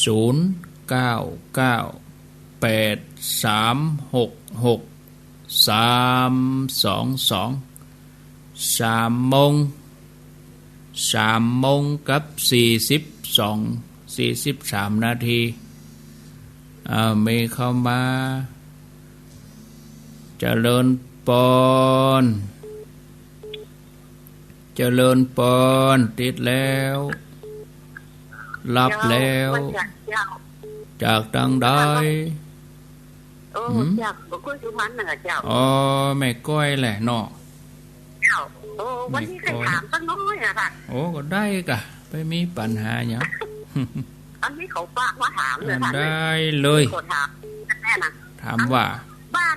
ที่เปิดขึ้นบ้านใหม่ที่ได้สิ2ปีเนาะแล้วเปิดนั้นก็ทำบุญอย่างนี้ทุกเจ้าไปปลูกต้นนั่นน่ะ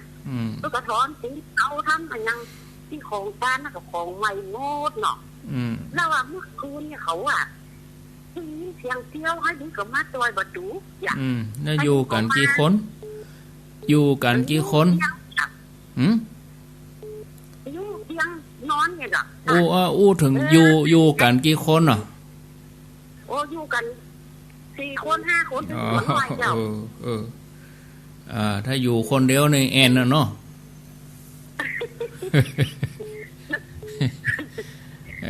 ค่ะน้องอธิบายเลยเจ้าเอาเดี๋ยวรอฟังเด้อรอฟังในวิทยุสาธุเจริญปอนเจริญปอนไหว้สาเจ้าท่านพระครูเจ้ามานกก็มาคนก็มาเอ้าอันนี้แค่เก่ามือถือมันนะคะว่าสอนเปิ้นสอนเปิ้นไหว้สาว่าจะได้แม่จันทิพย์วันนี้เจตการามดีเจ้าก็เด4 โมงก็ไหลไป104บนต่อ104ต่อเมืองฝางก็ต่อไป6 โมงเจ้าโมทนากำลังใจทั้งคู่นะเจ้าสาธุเกตการามแม่จันทิพย์เจริญปอนเจ้าเหมือนถ้าเขาพูดว่าก็หาตัวตนยังแม่เนี่ยเพราะลูกไปเข้าเมาเฮียนนะโยกขวบ8 เดือนเมาทำมาหากินทั้งพ่อทั้งลูกเนาะคนสุดท้ายจบมาบ่ได้ใจวิชาที่เรียนมาไปจ่ายอย่างเงี้ยประสบอุบัติเหตุแม่บอกว่าแม่ก็มากระจางวันนี้อย่างนั้นพ่อครูเทศนะแม่บอกเหมือนชีวิตแม่ได้ทั้งพ่อทั้งลูกเนี่ยมาได้ทุกข์กรรมเมื่อแม่มีแม่อยู่เฮาก็ปั่มเป่งไปเนาะอดทนต่อสู้นะเจ้าแม่ก็เอาตู้พระเนี่ยเป็นลูกถึงวันฟังกูโดนกูโองอ่ะถึงวันเนี่ยพาไปทำงานไปโป่งยังแม่ว่าต้องหาตัวตนที่บัญชีมาน่ะแต่นั่นน่ะกันมันกระจ่างจ้ะน่ะเป่งเลยเนาะเป่งเลยขี่ม้าไปเลยวันเลยคืนนะบางทีอ่ะบางทีก็ฟังไปฟังมารับไปกินข้าวเลยเวลากำนากินเตื้อยะเจ้าแม่เนาะลูกนะโอ้โรงเรียนประจำมาหับเนาะตั้งรับเอาโอนดินน่ะคือกินนะอนุบาลเนาะโดนมาหับขวบ8 เดือนอายุ24มาตายจบปริญญาพอดีอ่ะเรียกว่าเหมือนเปิ้นขี่ม้าช่วงหาตัวตนกับป้าอย่างเงี้ยนี่สาธุโรงพยาบาลรันนาโอติงตองเอามาแถมใหม่เน็ตตุลุงยองดีแล้วคนผูกได้ฟังแล้วเนอะตุลุงยองแต่ติดหน้านี่จะให้ออกมาแรงพ่องออกมาแรง4 โมงตี104ฝ่ายหินลวดไปเมืองฝางก็เดี๋ยวบัดถ้าไปลู่เปิ้นเตื้อ4 โมงเฮาก็ก่อยไปอู้กันเดี๋ยวนี้เอาป่านตาเฮอญาติโยมที่เปิ้นฟัง96ก่อนเมืองฝางก็เฮาไปปะกันปุ่น4 โมงปุ่นนะเจริญปอนดีวิทยุน้อยดีวิทยุน้อยโอ้ได้ความใส่ไม้มาเจริญปอน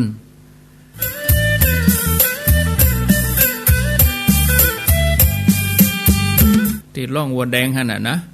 สันกำแพงร่องวัวแดงก็รอฟังรายละเอียดไปก่อนเดี๋ยวนี้ก็เป็นข้อมูลเบื้องต้นเนาะก็คงจะมีเปิ้นเอาอย่างก็เอาให้หมดเปิ้นฮับอย่างก็ฮับให้หมดเขาก็บ่ได้ประเมินตัวเก่าเขาก็พอตัวเก่าเนาะศรัทธาญาติโยมท่านสาธุชนทุกท่าน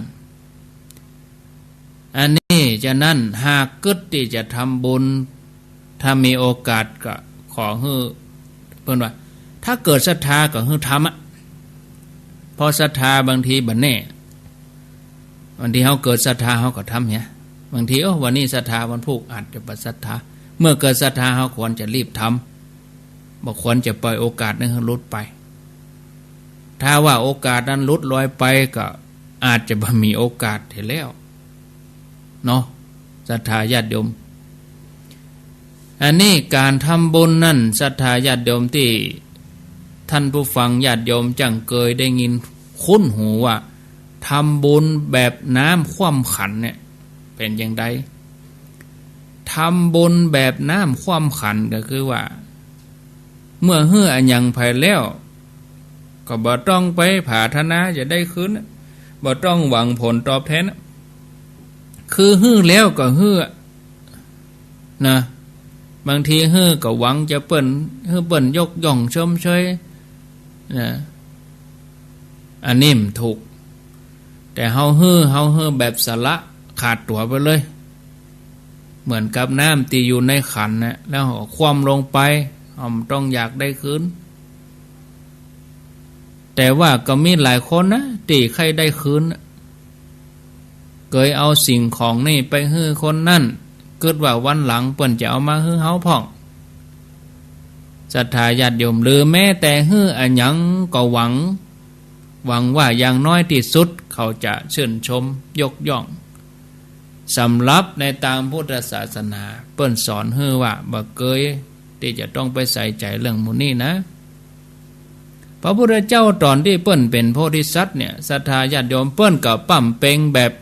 ตาลแบบคว่ำขันเหมือนกันนะตาลนะปารมีเนี่ยสามารถให้ได้ถึงวัตถุถึงร่างกายแม้แต่ชีวิตของพระองค์เองให้ได้ทันทีตัวอย่างเฮาถ้ามีคนตาบอดมาขอแกนตายข้างเนี่ยเฮาจะจกออกฮื้อก็เฮาสละฮื้อก็เชื่อว่ามีไผกล้าหญ้าแต่พระพุทธเจ้าตอนที่เปิ้นเป็นโพธิสัตว์เปิ้นเอาฮื้อทันทีเลยนะสำหรับเฮานี่ถ้าทำบ่ได้อย่างโพธิสัตว์เจ้าเฮาก็ขอทำแบบก่อยเป็นก่อยไปเนาะภาษาละอ่อนว่าไปทีละสเต็ปพยายามสละออกไปทำสิ่งภายนอกออกไปให้ได้เหี่ยก่อนสุดท้ายเฮาก็มาสละอารมณ์ที่เป็นสนิมอยู่ในใจของเฮาภายดาเฮาก็เฉยมาแสดงอาการคุ้นเครื่องขึ้นมาศรัทธาญาติโยมท่านสาธุชนทั้งหลายนะอันนี้เฮาก็ทำบุญให้ครบวงจรทำบุญครบวงจรก็คือว่าการให้ทานอย่างเดียวพ่อผลแห่งทานก็ได้ส่งผลเพียงแต่ว่าให้อยู่ดีกินดีมีทรัพย์สมบัติอันแต่ผลของการที่เฮาได้เกิดมาเป็นมนุษย์ที่มีสติปัญญาดีบ่พิกลพิการบ่มีโรคภัยไข้เจ็บเนี่ยอันนั้นเป็นผลของศีลพุ่นโลกจะไปเกิดแต่ฮื้อเฉพาะทานเนี่ยศรัทธาญาติโยมฮื้อทานจะฮื้อความอุดมสมบูรณ์เพียงแต่วัตถุภายนอกเท่านั้นเขาจะต้องรักษาศีลตัวเพื่อเขาจะได้มีสุขภาพดีแต่ทานศีลก็ยังป้อเตือครบวงจรเขาก็จะต้องเจริญภาวนาตัวเหมือนญาติโยมเมืองฝางญาติโยมแม่อายชัยประการที่เพิ่นจะรวมตัวกันไปปฏิบัติทุกวันเสาร์ที่วัดพระธาตุม่อนปินทุกวันเสาร์เขาจะต้องมีการเจริญจิตภาวนาตัวพ่อภัยก็ตามที่สามารถฟันฝ่าอุปสรรคปัญหาต่างๆได้ต้องเกิดจากการฝึกฝนอบรมจิตใจมาอย่างดีแล้วจิตที่ฝึกมาดีเปิ้นก็จะนำความสุขมาให้เสมอจิตตั้งทันตั้งสุขาวหังมีบางคนเกิดมาบนกองเงินกองทองแต่ว่า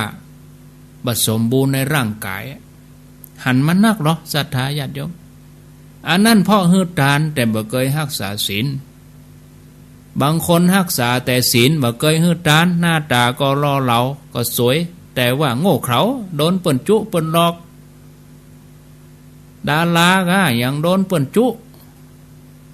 หน้าตาจัดดีโดนเปิ้นหลอก ศีลมีแต่โง่เขาเนาะพร้อมได้ปฏิบัติบางทีฐานะดีเมื่อเจอปัญหาอันยังก็เอาตัวรอดมาได้ปลิดชีวิตฆ่าตัวตายอันนั้นเพราะว่าบ่ฮู้จักการได้ฝึกจิตภาวนาฉะนั้นท่านผู้ฟังญาติโยมทำบุญตึงเตื้อก็ให้ครบวงจรทานศีลภาวนาได้ความสุขได้ความราบรื่นได้ความบริบูรณ์สมดังที่เฮาปรารถนานะแต่ว่ามันเวลาเฮาอยู่ด้วยคนหลายเนาะบ่ออกไม่ออกเนาะอยู่ด้วยคนหลายอย่างญาติโยมเขาซ้ำให้เนาะชีวิตคฤหัสถ์ญาติโยมต้องพบปะคนหลายอย่างต้องมีความอดทนสูงอยู่กันครอบครัวความอดทนนี่เป็นสมบัติของนักต่อสู้ความรู้เป็นสมบัติของนักปราชญ์ความสามารถเป็นสมบัติของนักประกอบจิตความสามารถทุกชนิดเป็นสมบัติของผู้ดีนี่หรอเอาหำกำบ่จะจำได้ก็ความอดทนเป็นสมบัติของนักต่อสู้ความรู้เป็นสมบัติของนักปราชญ์ความสามารถเป็นสมบัติของนักประกอบกิจความสามารถทุกชนิดเป็นสมบัติของผู้ดีเนี่ยอันนี้ก็เดียวศรัทธาญาติโยมต่างเมืองฝางก็ก้อยไปต่อกันชั่วโมงหลังเนาะแต่ฝ่ายหินนี่ก็เดี๋ยวก็ตึก5 โมงเนาะเอาอย่ามาฟังญาติโยมแห่ม20 นาทีเนาะโอ้เว้ยเหมือนกันรุ่นนี้จะได้2 ชั่วโมงแล้วรุ่นนี้16:40 นาทีวันพุธก็ฟังถ่ายทอดเนอะญาติโยมเนอะถ่ายทอดที่ไปตานนั้นไปตานกฐินนะที่ศพเดินนะสถานีฝ่ายหินเปิ้นจะถ่ายทอดเสียงให้ฟังเนอะบ่ออกไม่ออกเฉพาะที่ FM 104.50 นะแล้วก็รับฟังกันตึงเฟซตึงเว็บไซต์สถานีนี่มันแน่ใจเนาะวันพุธนะแต่ว่าเปิ้นก็ถ่ายทอดนั่นนะถึง2 วันเลยอะวันที่19กับวันที่20ประเด็นนี้เจ้าหน้าที่เปิ้นก็คงจะเดินทางไปถึงปุ่นแล้วเปิ้นเดินทางไปตอนบ่ายแล้วเปิ้นก็ไปถึงศพเดินเปิ้นก็คงมาแลง 4-5 โมงแลงติดตั้งอย่างเรียบร้อยก็คงจะถ่ายทอดวันพุธนะก็ขอบคุณไว้ล่วงหน้าเนาะเพื่อศรัทธาญาติโยมได้ฟังความเคลื่อนไหวการทำงานของพระสงฆ์อย่างน้อยถึงแม้จะบ่ได้ทำเป็นอันอย่างใหญ่โลใหญ่หลวงใหญ่โตก็ขอให้เป็นส่วนหนึ่งที่ได้สนับสนุนกำจุนกันในฐานะที่พระเจ้าพระสงฆ์ที่เฮาอยู่ด้วยกันนี่เฮาจะไปละกันเฮาอยู่ด้วยกันเนี่ยเฮาจะต้องดูแลซึ่งกันและกันนะญาติโยมเองก็เป็นกองหนุนคนละเล็กละน้อยพระเจ้าพระสงฆ์เพิ่นได้ยินญาติโยมประพฤติปฏิบัติญาติโยมใส่ใจดูแลก็ถ้าอีกก็เป็นกำลังใจกันแล้วนะอย่างวันพุธที่อาตมาเขาจะไปนี่ก็ไปกันด้วยใจอะเพราะหันว่าท่านสาธิตนี่เปิ้นตั้งใจทำงานเป็นพระหนุ่มพระตั้งใจทำงานแต่เอาไปทอดทิ้งกันเฮียก็เปิ้นก็ว่าโอ้สิ่งที่เปิ้นทำไปเปิ้นตั้งใจทำไปเนี่ยเป็นจะได้ว่าภัยบาหันเจตนาเอกแล้วเปิ้นก็จะหมดกำลังใจโอ้เสียดายพระหนุ่มพระน้อยแต่กำลังความคิดความอ่านดีๆไปตึกอย่าสิกขาลาเพศยังไปเฮียแทนที่อย่ามาทำประโยชน์ให้พุทธศาสนาดีๆหนักๆเอาก็ช่วยกันเนาะศรัทธาญาติโยม อย่างน้อยก็ได้กระบอกเสียงญาติโยมได้ฟังว่าพระเจ้าพระสงฆ์เพิ่นก็ทำงานกันนี้รู้นะบางทีศรัทธาญาติโยมก็กึดแหมย่างพระเจ้าพระสงฆ์เพิ่นก็กึดแหมย่างแล้วทำอย่างใดจะให้เฮากึดเหมือนกันเอาแนวทางการเผยแผ่พระพุทธศาสนาลำพังอาตมาภาพตนเดียวก็บ่สำเร็จหรอกอาตมากับเพียงแค่เป็นกระบอกเสียงสื่อน้อยๆแต่ที่สามารถ